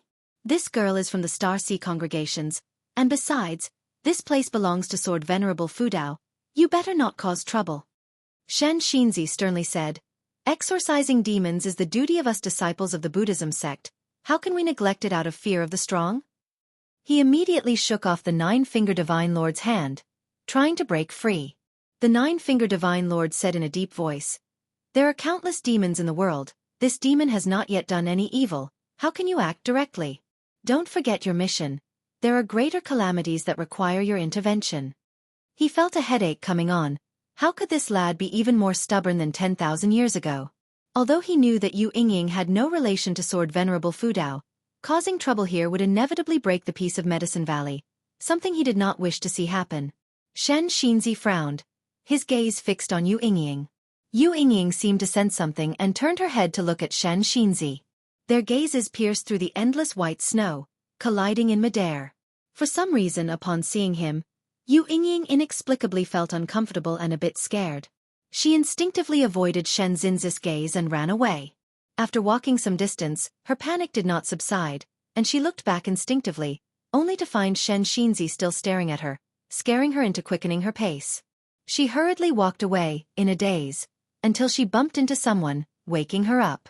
She took a closer look and found that she had bumped into Guan amidst the falling snow. Guan stood in his blue robe, drifting with the wind. He held a mirror in his hand, like a folding fan.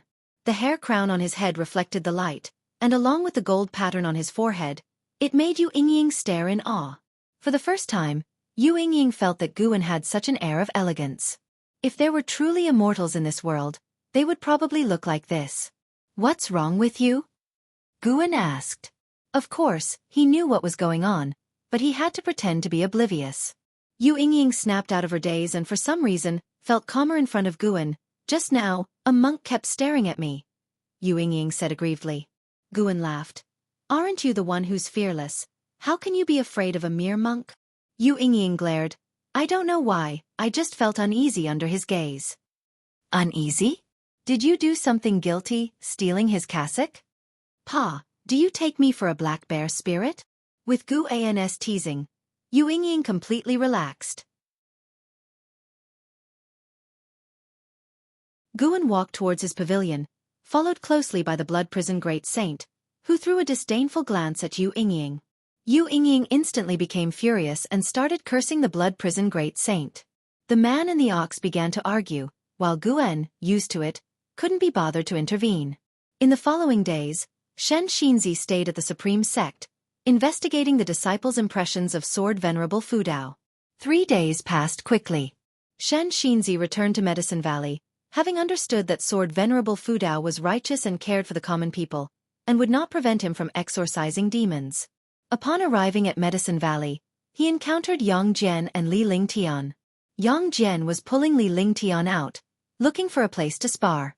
Li Lingtian was very reluctant, but did not back down verbally. Seeing the two, Shen Xinzi's gaze was fixed. He moved to block Yang Jian. Yang Jian looked at him, his brows slightly furrowed. Even now, suppressing his cultivation level, Yang Jian couldn't hide his extraordinary presence, showing the demeanor of a prodigy. Standing beside him, Li Lingtian appeared completely overshadowed. Glaring at Shen Xinzi, Li Lingtian said disgruntledly, "Monk, what do you want?" Shen Xinzi spoke, "Amitba, this poor monk sees that you both have remarkable auras and unique bones. Why not join our Bitter Sea Buddha sect and cultivate the great Tao?" Bitter Sea Buddha sect? Before Yang Jian could speak, Li Lingtian was already flustered. "You want us to become monks? Impossible." He was the crown prince. How could he become a monk? Monk is just a worldly term. Becoming a Buddha is the great Tao, which is eternal. Shen Xinzi said calmly.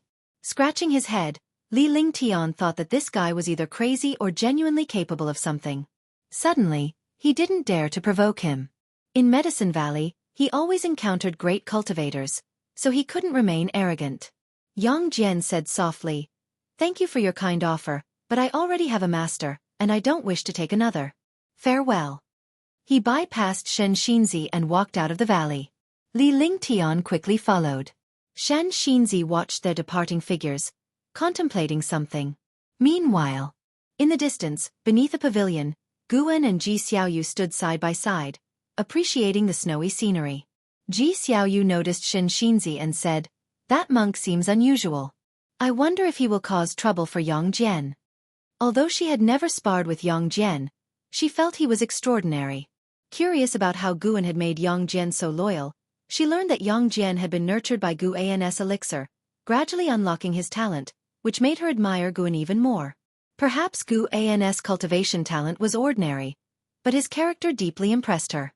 Guan turned back. He is a high monk. How could he trouble Jenner? If anything, He would bring blessings, wouldn't he?